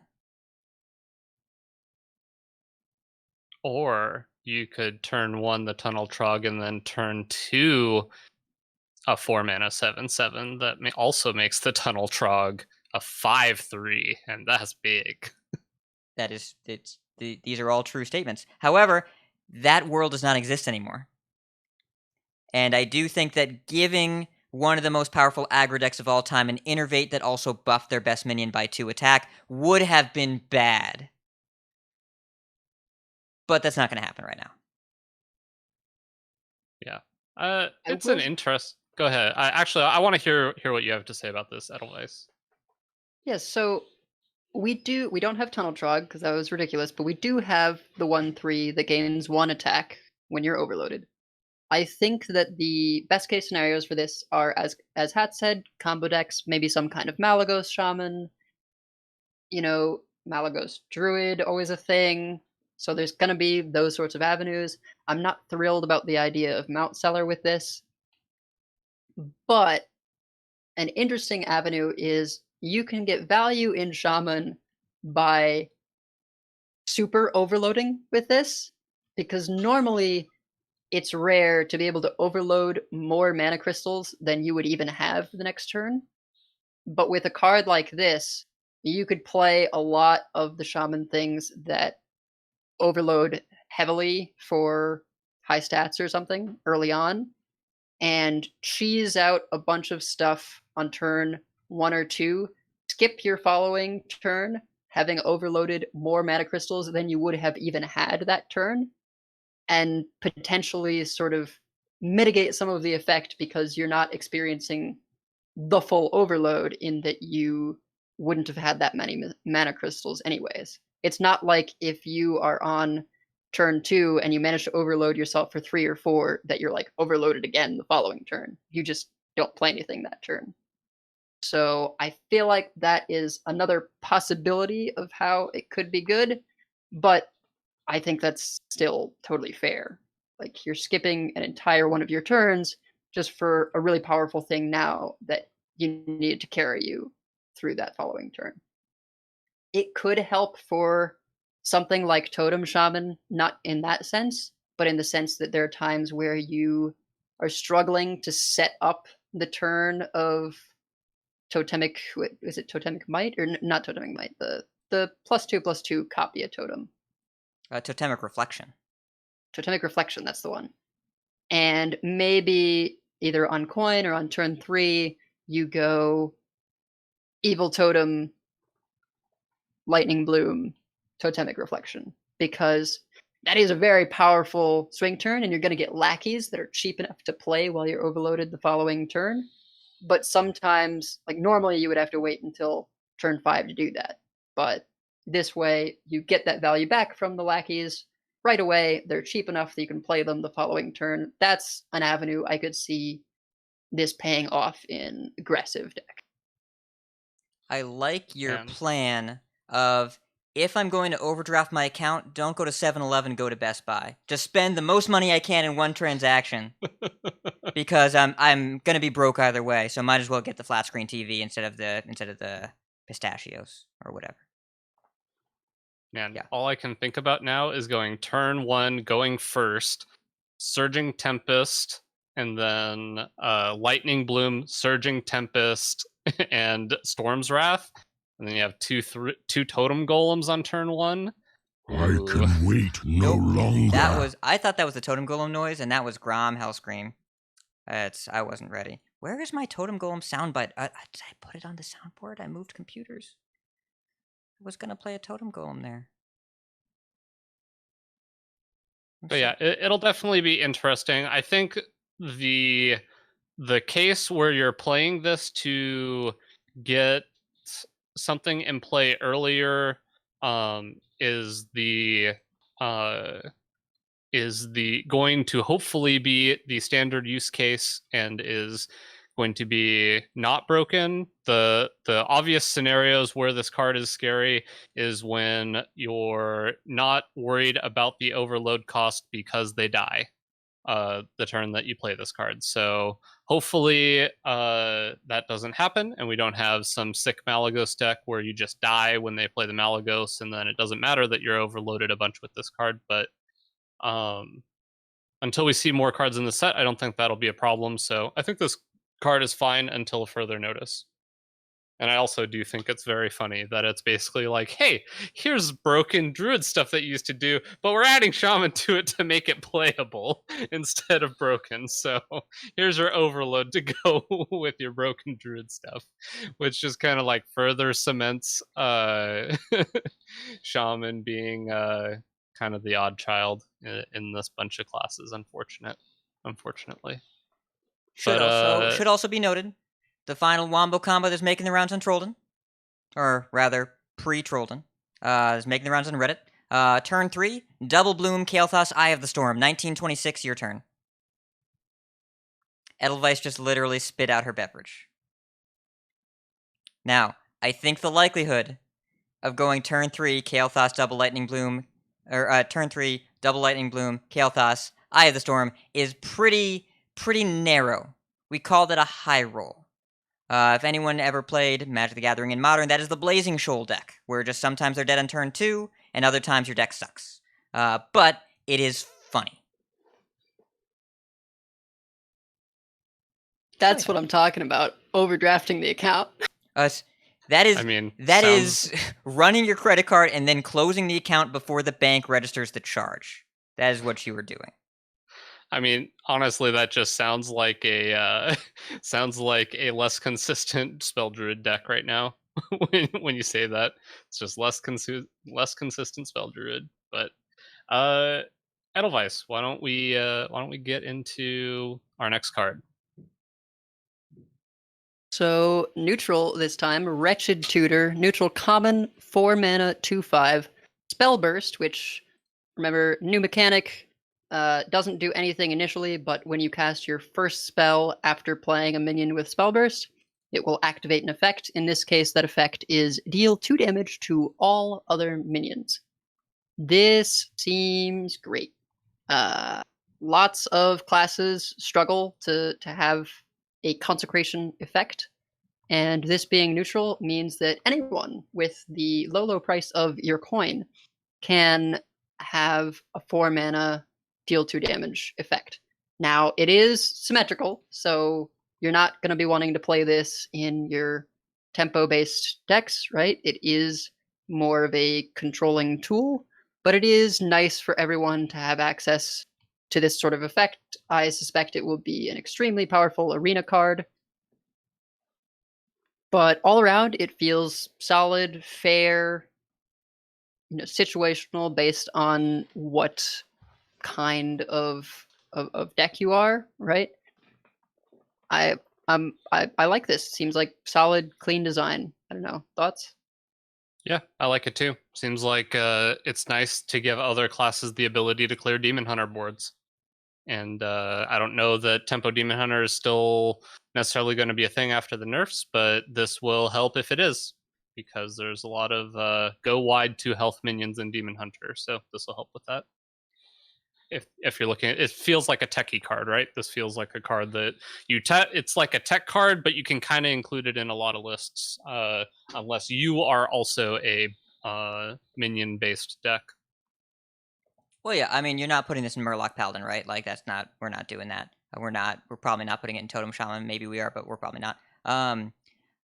But I love Spell Burst. I think it's a fantastic design. I don't know how good the ability is. My greatest fear, like we talked about in the bonus episode, is that it's not good enough to see play. But Spell Burst is right between Battlecry and Death Rattle, and it is clean and simple enough, but also replayable enough. I could see this getting the Discover treatment and being a permanent part of the game. Because Battlecries, you only get the immediate effect. You don't care about the card. Death Rattles, you know exactly what's going to happen, when it's going to happen. They're really vulnerable to silence. Spell Burst is in the middle. Sometimes you play it as a Battlecry that you're setting up. Sometimes you play it on board and you wait for your opponent to do something about it, and sometimes they can't, and they just look at their Satyr Overseer and they say, can't play this card, and other times they play one card that kills it, and then it's bad for you. There's a lot of dynamic gameplay there that changes from game to game. It can be an onboard trick that's bad for you, it can be too clunky to use, and also it only works the one time, the first time that you play any spell. It's a one-time consumable use. Figuring out when to use that ability is going to be really skill-intensive, and organizing and sequencing your turn is going to be really valuable in that process. I love the mechanic. I think it's great. This particular card, if it needs to see play, it'll see play. If it doesn't, it won't. And by needs, I mean if there is a significant volume of a bunch of 2/2s that decks need to have an answer to. This is more of a tech card than anything else. You play it if you're bad at killing Glowfly Swarms or Satyr Overseers. Probably not much else. 4 mana 2/5 is not very good. You have to have a spell to go with it if you're clearing on turn 4. Kind of tricky to use. But if you need the options there, probably on par with the Waste Warden or something like that. But I love the design of Spell Burst. And we should talk about as well this other really cool Spell Burst card that I think is a little bit more applicable to Standard. Yeah, so we have a Goody 2 Shields, which is a Paladin rare, a 3 mana 4/2 with Divine Shield, and it also has Spell Burst to gain Divine Shield. And feels like a very solid card. A 3 mana 4/2 Divine Shield already is like, we've played, what was that? What was the 3 mana 3/1? That it would see play every once in a while with Divine Shield. 3 mana. I know exactly what she looks like. It's the like Scarlet Crusader? Scarlet Crusader? Yeah, I mean, she saw that was a long time ago. I thought so. Maybe not. I could be. But basically, quite a long time ago. Yeah. Oh no, it would have been a real long time ago. Maybe it was just that's a solid card in Arena, I guess. Anyway, so this is much better than that card, and I feel like if Rogue is in high volumes, this card is a lot worse, because then it just takes a weapon charge and a backstab. But against most other classes, this is going to be really annoying, and it's going to be a must kill, because if they get the Divine Shield value from it, from living a turn, then you're going to be really sad, because that's a lot of value for a 3-drop. So not a whole lot for me other to say. It feels almost like True Silver Champion-ish, but probably a little better than that. So somewhere in between filler support and key support. But interested to hear what you have to say about it, Hat. I have played as a control deck against shielded mini bots, and they were really annoying. And if I am a weapon class, if I go Corsair Cash on 2, and you go Goody 2 Shields, and I go Ankar Soften It Up, and you go Blessing of Kings, give the Divine Shield back, get you for 8, that's gonna be a tough game to win for me, the weapon class. Now, I do think that is a little bit of what we call magical Christmas land, where everything works out perfectly the way exactly we want it to. But if you play this in Libram Paladin, you're getting that shield back. The question is, can your opponent hit this twice on their turn? And if you play Murgur, McGurgle, or Shotbot on turn 2, you're going to be really good at trading on turn 2. And if you're good at trading on turn 2, maybe you get a clean board on turn 3, and this card on a clean board is crazy. Really, really insane on a clean board. Really powerful. So, if I can play this on a clean board on turn 3 regularly, I'm very happy about it. As a top deck, it's fine, but if my opponent ever has board control, this card is a 4/2 Divine Shield. The text is gone. You need to get some value out of that Spellburst text, or you need to have a 3-mana 4/2 Divine Shield be enough. 3-mana, it's like 6 stats with a bubble is pretty good on turn 3. It is a lot of pressure, and also, by the way, what does Priest do about this? Because they're not great at dealing with Divine Shields or 4-attack minions. And they just look at that Penance and that Breath of the Infinite, and they're real sad because you're just going to hit him for 4 a whole bunch of times. Steve, Shadow Word Pain does not target 4-attack minions. That's not going to be a thing that happens. Like, on turn Priest 3... is going to have to... On turn 3, this is doming... Like, if this comes down on 3 going first against a Priest, you're doming them for 8. So... I think this card's pretty right. What? They could have Disciple, yeah. I was saying, right. But, like you said, if you can get that curve leading into this, it's considerably harder to deal with. I think the issues Paladin has had is that it's felt like the only good 1-drop is the 1/3 Libram card, Aldor Attendant. And I think you can supplement that with the 1-mana 2/2 neutral and Beaming Sidekick, and then you've got like more stuff to do early turns. I think the strength of this card is going to be in the strength of the tempo turns leading into this card, right? How effectively are you able to make the board threatening so that they don't still have that backstab or other things to use on this once it comes down? And, you know, Glass Knight, the one that was like Goddess Divine Shield back when you heal, still saw some play at 4, and that was legendary. I think this not very much, right? This is better than that, I would argue. Because it comes down turn earlier, you can't get the shield back forever, but getting it back once is probably enough. And as you mentioned in the Blessing of Kings instance, that's probably game over, right? Unless it gets bounced in some capacity. And if it gets bounced in some capacity, you get the Spellburst again potentially. So I really love this card. I think these are the kinds of cards that are going to make or break some kind of pure Paladin, right? We've seen pure Paladin as like a specific counter to things so far, but if we can have really strong on-curve plays with pure Paladin, I think it's going to be in a good spot. This is a solid 3-drop. Angling Rod is a solid 3-drop, so the more cards we can get that like you would play in other stuff for pure Paladin, I think that deck could really come around. So I'm optimistic for Paladin after this set.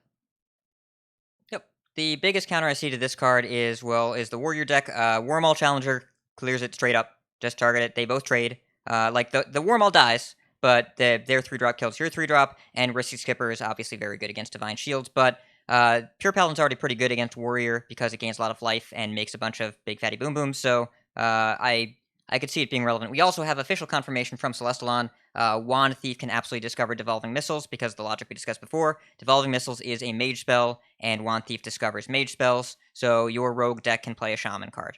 Pretty cool. Interesting. Speaking of shaman cards, we're going to talk about Diligent Note Taker, a shaman rare 2-mana 2/3 Spellburst. Return the spell to your hand. So, Spellburst, you use it, it's one and done, it's used one time. Whatever spell you play to Spellburst, you get it right back. Now, if you were thinking, I'm going to get this off Faceless Lackey and Rogue, and I'm going to Shadow Step this for an infinitely large Edwin, no you're not. Spellburst triggers after the spell is played. If you are ever curious about how a combo works, if you would Shadow Step a Wild Pyromancer, if you would do something with Wild Pyromancer in play, if what you would do would cause it to not deal 1 damage, then it will not trigger Spellburst. So in this case, if you Shadow Step this card, then you have a 0-mana version of this in your hand and no extra Shadow Step. Be aware of that. With that being said, this card is rad, and I would be very surprised if it was not good, because there are a lot of spells that are great when they have suddenly Twin Spell.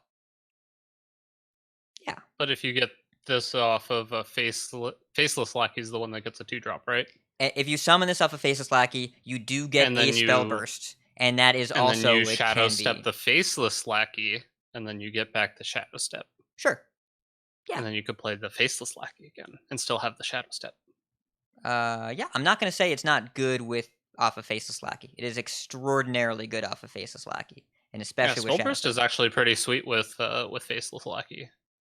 Although this might be the only 2-drop we have so far, but So far, yeah, yes. it's a cool card. I was hoping to play it with something like a Witch's Brew, and yeah, that'd be pretty sweet. I don't know. I don't know that there is a deck that can play this and then play a Witch's Brew so that you can heal a bunch over a couple turns, but I would like to live in a world where that's something you could do. How about Doomhammer and Rockbiter with this in play? Or how Honestly, about even Lava Burst? just extra burn. Just Lava Burst. Lightning Bolt. 8 mana Pyroblast. Just get you. Yeah. I mean, this and Lightning Bolt, 4 mana, 6 damage. That's Fireball, right? That's a pretty good rate. Less awkward to play. I mean it's 6 mana. You just pay the 2 later. Wait, yeah, but they're dead. It doesn't. Okay. Yes. If they're we don't- dead, we then don't- Overload doesn't when, matter. When they're dead, we don't worry about that, right? All right. Diligent Note Taker, and then we play Lightning Bloom. And then you get another Lightning Bloom, so we get to overdraft the account by so much. The account is just, we have no money next turn. Do you we have so much negative money But next Do turn. you want to know how to gain 2 mana? You just play the Lightning Bloom and not the Note Taker, and then you are up the same amount of mana. But you don't have a 2/3 in play. Ooh. I mean, there's a you know what I was possibility thinking where my you just innervates needed? play it More over 6. more River Crocs. I needed more River Crocs with my innervates. That's what my life needs.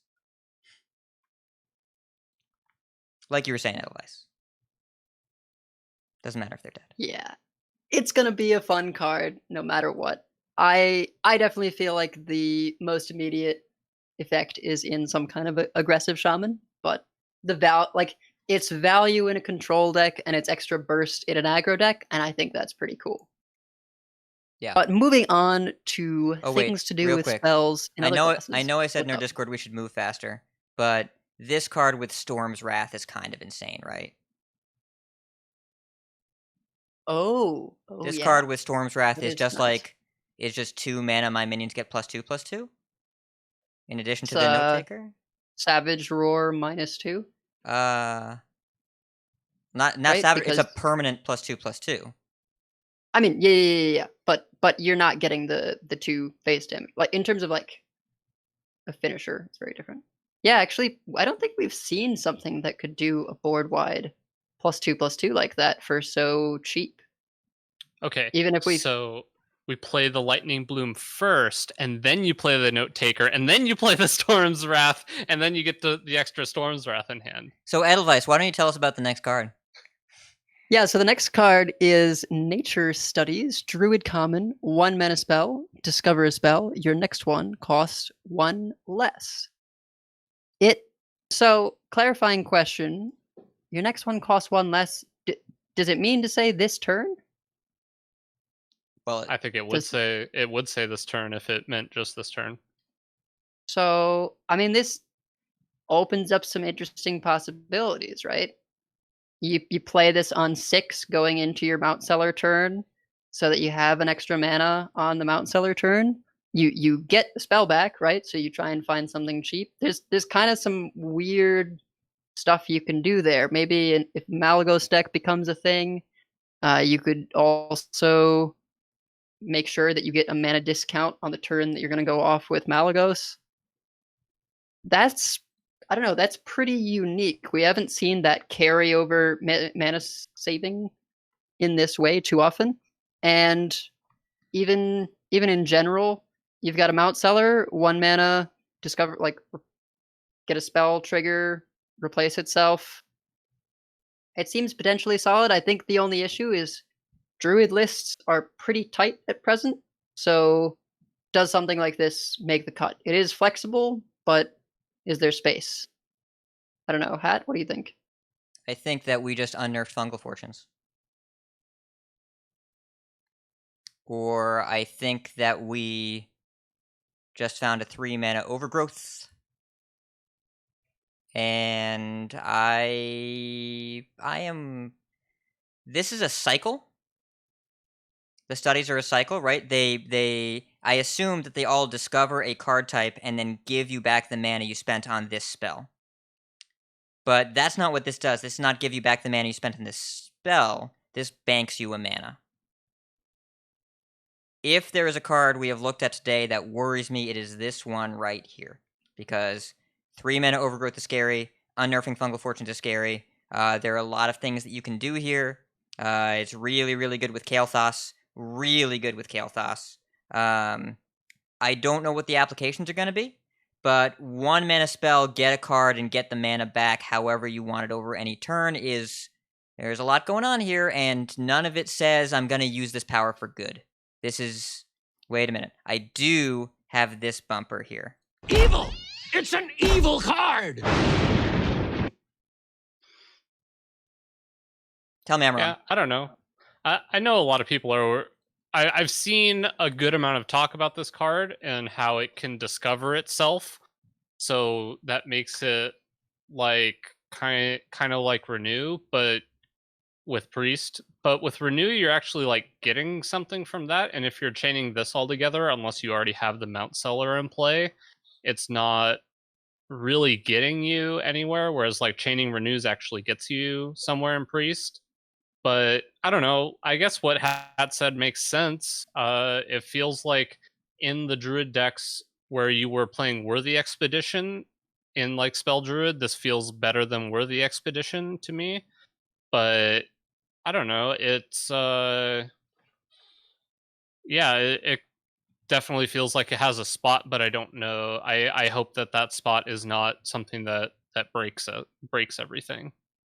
I guess my best outcome is I hope this doesn't break anything, and then I shrug my shoulders. All right, Boticus. All right, we've broken it. You go Nature Studies, and then Lightning Bloom, and then you Concede.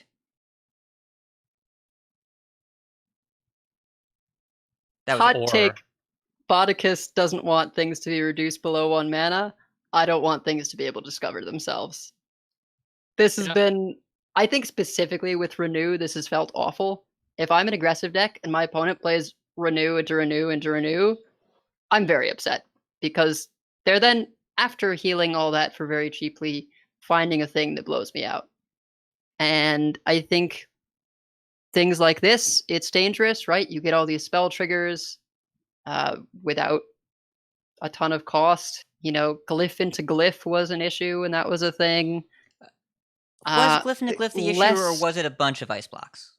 Okay, yeah, that too. But I don't know. It's one of, I think, as much as Boticus feels like the 0 mana, like things getting reduced to 0 isn't necessary, I sort of feel like random infinite value isn't quite necessary. Like, it's cool when Sky Raider gives you a Sky Raider. That, I think, is the tamest case. But I think in particular when you get to discover, right?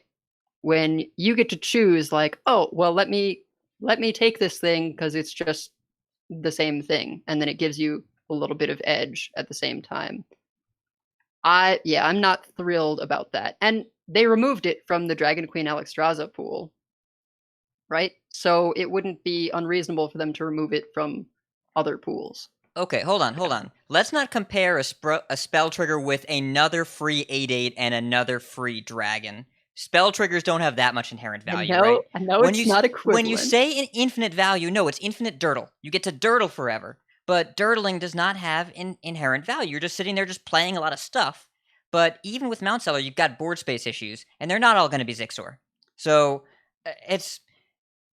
the spell trigger thing, I don't know if that's the thing about this card that really freaks me out. Unless, like, it could be good with Gadgetzan, but you still got hand space issues. I'm not sure what other spell triggers we really have that we're super worried about. It's not the thing about this card. It's just a thing that it makes me think of that I don't like because of Renew. Sure, but that's the 9 life. I will happily back your campaign, Edelweiss. I am also on the that doesn't need to happen, and it probably shouldn't. But we've had a lot of cards that over the course of Hearthstone's history that have done that, including isn't there like minions that discover themselves has been a thing, and it just I don't think Fright and Flunky. Flunky. Yeah. Fright and Flunky did, and also like the dragons now. There's the dragons that Oh, when like you play Bronze them Explorer discover and other Primordial dragons. Explorer, the Explorers, yeah. Yeah, Yeah. Primordial Explorer into Explorer getting extra Primordial Explorers also feels pretty bad. So like, I think it's a change I could definitely see changing at some point. I don't know that it's like a super high priority for me, but I definitely think that it's a change I would like to see happen. But yeah, I after Hat said words, I'm a little more worried than I was before, but hopefully this card ends up just being a solid card and not a broken one. But we got another card here that we've already talked about a little bit. I'm kind of interested to hear what both of your takes are on this. Devolving Missiles, which is a mage/shaman epic 1-mana spell. Shoot 3 missiles at random enemy minions that transform them into ones that cost 1 less. So arcane missiles, but it doesn't kill the minions, it makes them worse. And I assume if they have one minion, it just devolves it by 3, which is kind of interesting. But I don't know about this card. It's cheap, and cheap cards are more interesting than expensive cards. But I don't know if dealing a damage to a minion is worth more than devolving it by 1. I guess it really depends on what board states they're looking like. But what do you two think about this card? We'll start with Edelweiss. This card is sweet, but I have no idea how to evaluate it. It's just so weird, right? I think the best cases are getting rid of taunts. Historically, that has been Devolve's job, particularly in an aggro deck, is like, there's this taunt, get out of the way. It obviously is worse at that when your opponent's taunt is on a wide board, such as, I think of Rogue with the Galakron taunt among a bunch of lackeys and other things. But it's good against the Warlock taunts, potentially, such as Abyssal, right? You could low roll and hit the 2/2, but one of those hits is going to hit the taunt, right? So Well, it depends, yeah. right? It could sometimes just all 3 of them could just hit the 2/2, right? It's not. Oh, I guess it doesn't. Yeah. It's oh, just that's like interesting. arcane Right, missiles. Right. Sometimes Yeah. all 3 missiles go face. I mean, this can't go face, but sometimes all 3 missiles will hit the wrong target. For some reason, because of the relation with arcane missiles, I was thinking of it as like, no, it can only hit that twice but since it turns into something else, it could totally hit it 3 times. You're right. So yeah, I like it for clearing taunts, but it's just so weird, right? It's better against the isolated taunts, and I think it'll sometimes be good against other aggressive board centric decks. It can't ever miss and go face, I think, is the main thing to focus on here, right? It has to hit minions, so you're never going to have that arcane missile scenario of like, oh crap, they all went face. This didn't impact the board at all for me. So it's going to be weird. I don't know what deck this goes in. I don't know if we like it better than arcane missiles. I feel like some kind of Cyclone Mage is maybe in the works coming back with some of the stuff we're seeing, but I don't know fully what shape it's going to take, and I don't know whether we would rather risk missing minions to have arcane missiles that can go face, or prioritize always making our opponent's board probably worse, at least in the early turns, and just not have that flexibility of going face on an empty board. It's super weird. I'm here for it. It's exciting, but this is so different from everything we've seen that I can't rightfully evaluate it. It's nice against Escaped Mana Saber. I like it against Escaped Mana Saber. But other than that, I'm really confused where the use cases are. Hat, what do you think? Where are we playing this card? Are we playing this card? So I think that they should buff this card by letting it go face and changing your hero portrait. So if you do it on an empty board against a Lunara or Elise, they first go to base Malfurion, then they devolve a second time into 1k win Malfurion, which is objectively worse, and then they land on the worst druid hero portrait of Dame Hazelbark.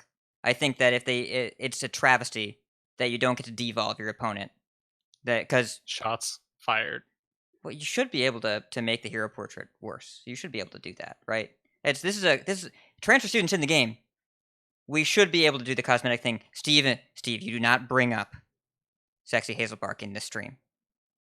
Do not do it. None of you bring up Sexy Hazelbark. So, anyways, more seriously, this card is strange. We need a mass silence effect for this to be good. We have it when it's good. It's called Kane, and we have it when it's like we've had Devolve in the past, but silences aren't really all that great right now. It could be okay against Druid, but sometimes they go really wide. It's not guaranteed for a mass spell. It never goes face. It doesn't draw you a card. It doesn't do anything else. So you have to have a lot of things that you want to not deal with, and you don't devolve everything by one. You can hit. It's weird stuff. I don't know. I don't know where we'd want this, but part of that is because we don't have any kind of mage deck that's trying to be proactive or any kind of shaman deck that exists. So you would need to be proactive and need to get stuff out of the way, and you need to do it in a very specific way. I don't know. I think it's a tech card, and I think it's fun, and I think it will be at its best when Rogue discovers it off Wand Thief. That's where I think the actual use case is, because that is the most proactive chance to see it. All right, we Sounds got more cards. We got more cards. Yeah, let's keep going. Let's talk about Frazzled Freshman, which is a priest minion. It is a 1-mana 1/4 with no text. Yo, give priests hardy minions. I'm okay with priest upgradable framebot. I'm okay with making priest a tempo class. Give me this and a Shadow Ascendant. That's all I've ever wanted for priest, right? It's all I've ever wanted. Give me stuff to buff. And then if that deck gets good, Devolving Missiles it. The system works. It's a closed ecosystem. Checks and balances. But giving priests something that has board presence but no aggression, this is a fantastic indicator of how the team is designing priest. Let me play minions, and let me do something with them that gives them value without making me res priest, or without making me into infinite value Deathstalker, Rexar, or Galakron priest. Love the design. I don't know if it's good or not, but I know that it holds an Apotheosis really well in turn 3. Yeah, a 3/7 with lifesteal. That a lot of times you're going to get to hit with the hero power, and now it takes them forever to get out the stupid Demon Hunter weapon. This card definitely I've wanted more early game minions that don't just die right away. That don't require other minions to be in play for them to be useful, like a beaming sidekick in Priest, and this fits perfectly. So yeah, I think this has the potential, if Tempo Priest keeps being or quote whatever minion priest. I think this is probably still worse than the imprisoned minions, because those have so much more stats, but it's not worse enough where not interested in playing it. So there, we got that going for us. What do you think, Edelweiss?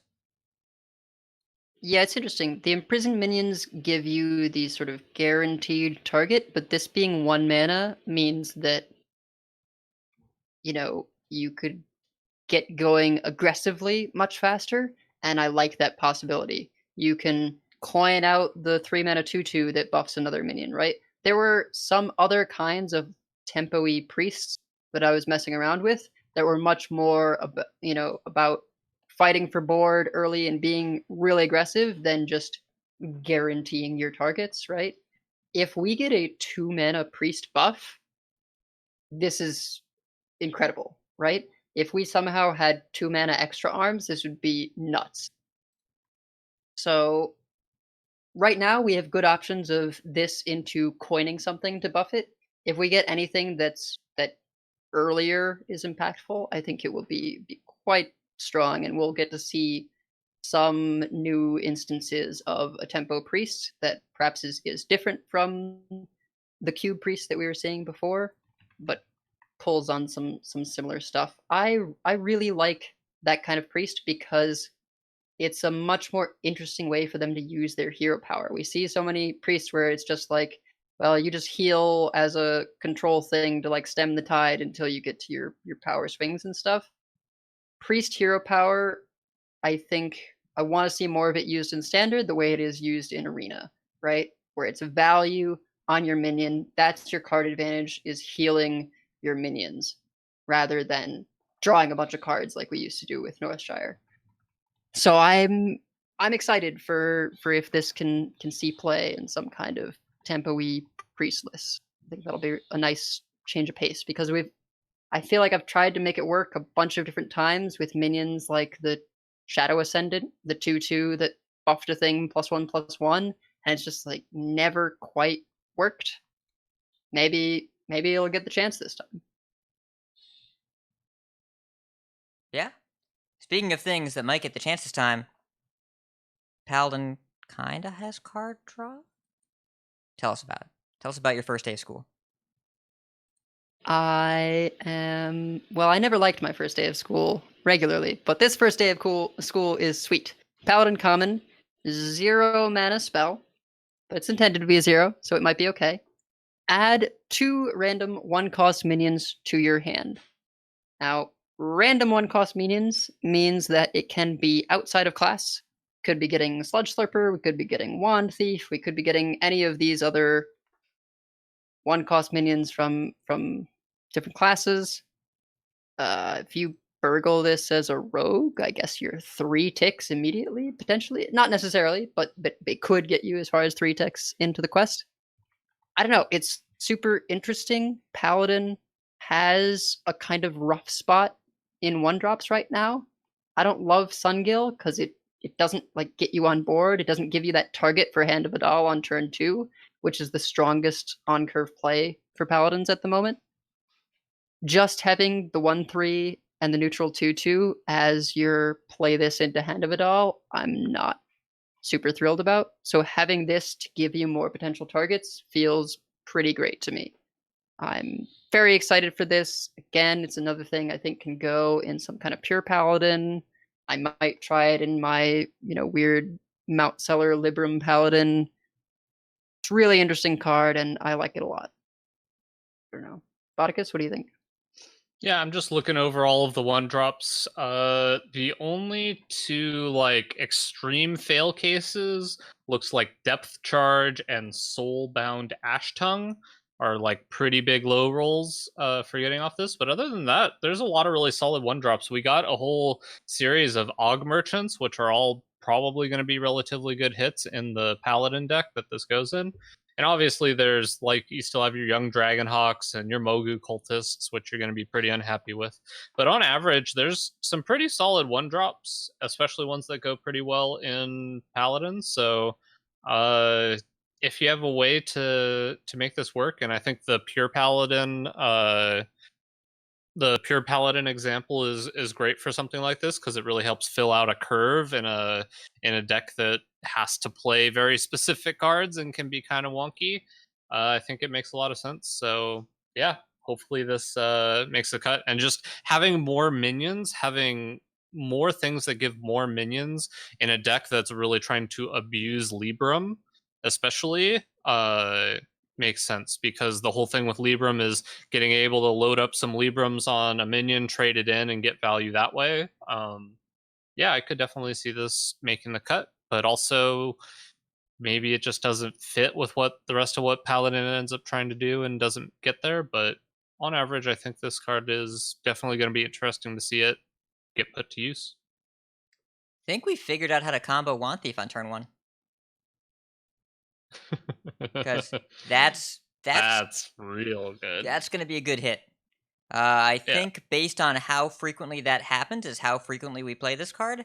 But Paladin generate a couple minions. The class's issue is based around not having enough 1-drops. I would be surprised if a more aggressive pure Paladin did not play this card. I think this is a key support card. I think this makes the deck a lot better. And hitting Wand Thief is going to lead to Trollden videos where a pure Paladin pyroblasts you. But 0 mana to get 2 1-mana things, and you can even get Jar Dealers, and they get more 1-drops. It's a lot of value for no mana and -1 card. It's got to be worth playing. It's got to be worth it. Yeah, I like this a lot. I think it's very good. Speaking of cards I like a lot, this next card, Cult Neophyte. So it is a neutral rare, a 2-mana 3/2 battle cry. Your opponent's spells cost 1 more next turn. I don't think this card is likely to see a lot of play unless there ends up being if there's like a Druid Lightning Bloom deck where they're trying to go off with lightning, like they set up the Nature Studies turn into setting up the Malagos Lightning Bloom turn or whatever. This is a pretty cool card. It definitely can help in those situations where you think your opponent's going to go off with the spell next turn, kind of like Lotheb. But I doubt it sees play. It would have to be a very specific case scenario. So this is definitely a very tech-like card. But yeah, just kind of messing up your opponent's next turn if they're playing a lot of spells is always useful. So not necessarily the same effect that Lotheb have, where basically they couldn't play any spells the next turn because that effect was so great. Even just kind of like messing with your opponent's next turn is probably pretty cool. And like if they have coin, it just kind of makes the coin useless for a turn. I don't know. It's just like a card you'll consider in very specific metagames, and I like having cards like that. What do you two think?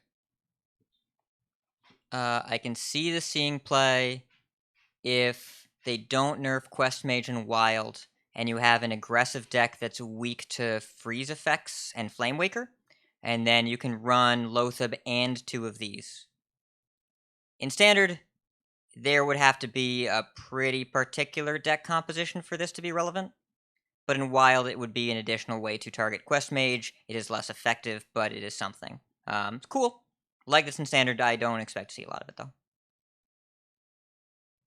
I'm a little uncertain. So it's true that it's not as powerful as Lotheb. I think it's like the use case is different. Lotheb is I've generated this big board and now I want to kill you with it. This is more of a sort of snowball aggression. If you know, okay, they could rolling fireball next turn, let me prevent that next turn to squeeze out a little bit more damage. This is I'm making your board wipe cost 1 more so that I can push through some more damage. I really like that. Lotheb was more of a huge body on board, it was a tech card that could stop combos. This is more of a tech card that keeps your board from getting cleared for 1 more turn. Just throws that wrench into your opponent's game plan, ever so slightly, just so you can push that damage for a little longer, or maybe make your board a little bigger to be better against Dark Skies or something. There's a lot of situations where I see that this is going to be great if you're getting better at hand reading. And I really like that because, we always talk about reprint Lotheb or that kind of thing. And this is a great way to do it, in my opinion. I see it. I'm curious. All right, so we got 3 cards left. There are 3 of us, and the show is 2 hours, 23 minutes in. So, lightning round.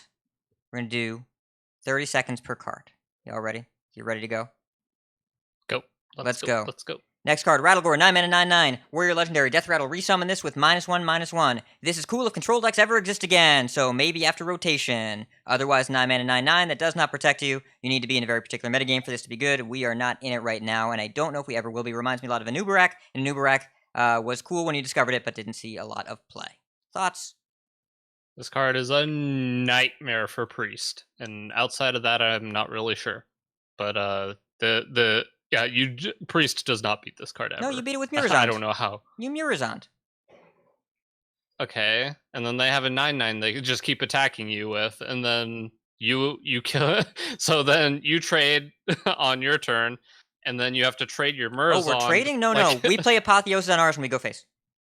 Okay, yeah, I don't know. It's Yeah, this card. I would be scared if this card got into decks and then it's a 9/9. Maybe you kill it once, it's an 8/8, and then they copy it or something, and then it's a 7/7 and a 6. It's just it's really hard to ever kill this card without silence. So Or devolving missiles. yeah, you could devolving missiles, I guess. But other than that, I think most decks don't care about this card. Edelweiss Lightning Run, go. This feels very similar to the next card, which is Warrior keeps getting a bunch of really good cards, and it has so many good cards it doesn't even know what to play. I feel like a bunch of Warrior cards from the last few expansions have all been really, really solid and have maybe seen play at certain points in a metagame for some amount of time, but you just can't play all of them at once. Restless Mummy continues to be amazing, and I do think Tomb Warden is still very strong as an 8-drop. Troublemaker, Warrior Rare, 8 mana 6/8. At the end of your turn, summon 2 3/3 ruffians that attack random enemies. This is solid. Rattlegore feels like it should be solid. But do they fit with what we're doing with Warrior? I don't know. It keeps transforming every instance. It wasn't so long ago that we were doing, taunts with Armadillo and maximizing that kind of stuff. It wasn't so long ago we were doing Galakron Warrior, and then suddenly we were not playing any Galakron Warrior, and now it's kind of back a little bit. So Warrior is it's been so weird the past year. I feel like it is a what's the word? Something of riches. Embarrassment of riches, right? That I don't really know what direction Warrior is going to take this set. Both of these cards feel solid to me, but whether or not we play them gonna depend on if we're doing skipper things still or not. This says random enemies. This can go face, right?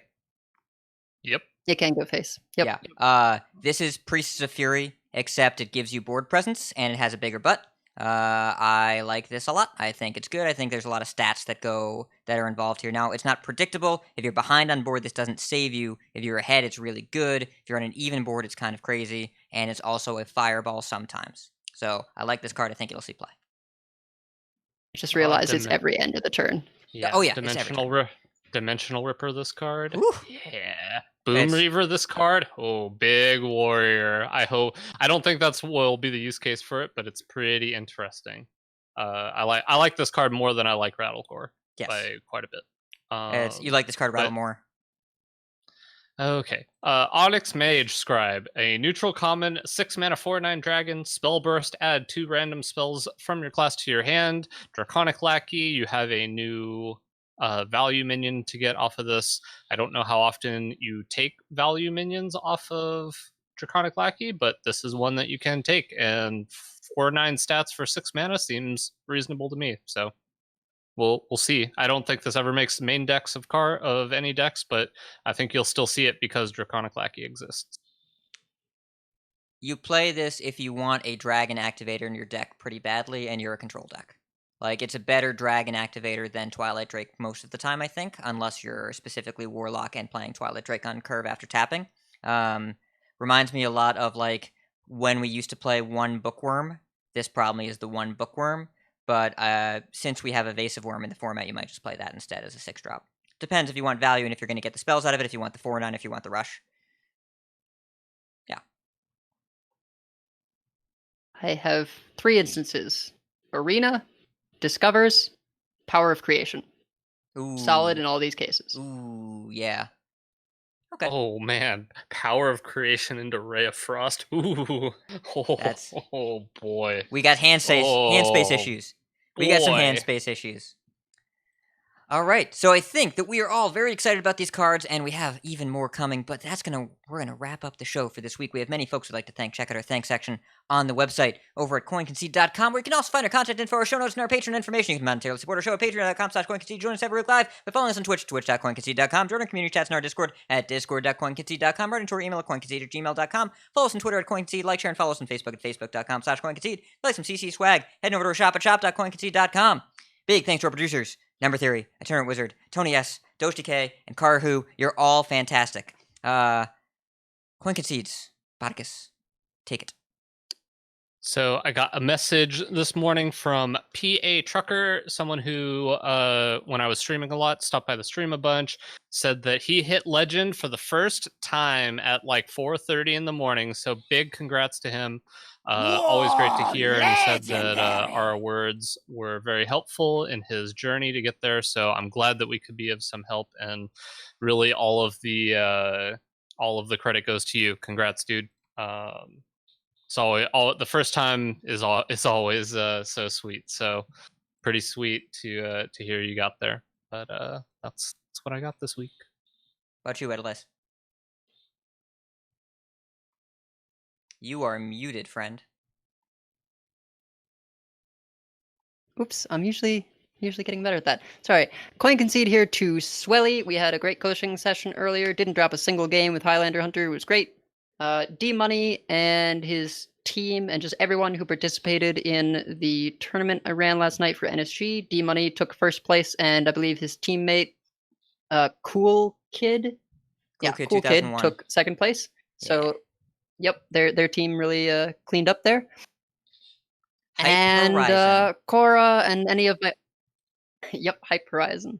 Cora and any of my other friends who have just been really supportive when I got some bad news earlier today have been very helpful, and it's meant a lot. So thanks everyone who I've reached out to and who is taken the time to spare a few kind words and cover me a bit. Glad to hear the community is here to support you. It's both those coin concedes a great example of how the community supports each other. Have a few coin concedes here. The Angry Chicken, they're having me back next week. Very excited about that. Off Kerf, he had me back yesterday, and I unlocked the achievement of both the bonus episode and the Off Curve episode being posted within 60 seconds of each other. 2 podcasts, 1 minute. Let's go. Very excited about that. Great episode, by the way. Always love hanging out with my friend Wicked Good. You know how it is. And Thrallman for making a cool Edwin Van Cleef with a hat emote. He's so good at drawing things with hats. Big coin concede to Chanman V for running the streamer showdown today. Bringing it back. I helped a little bit with the questions. Was a really fun show to watch.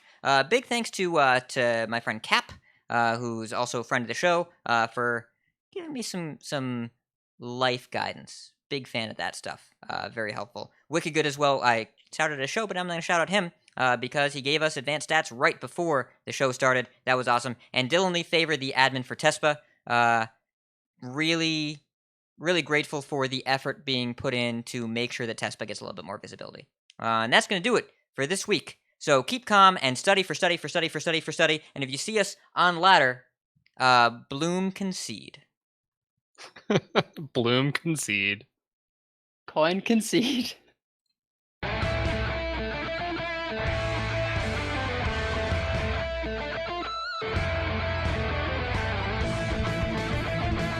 Very well.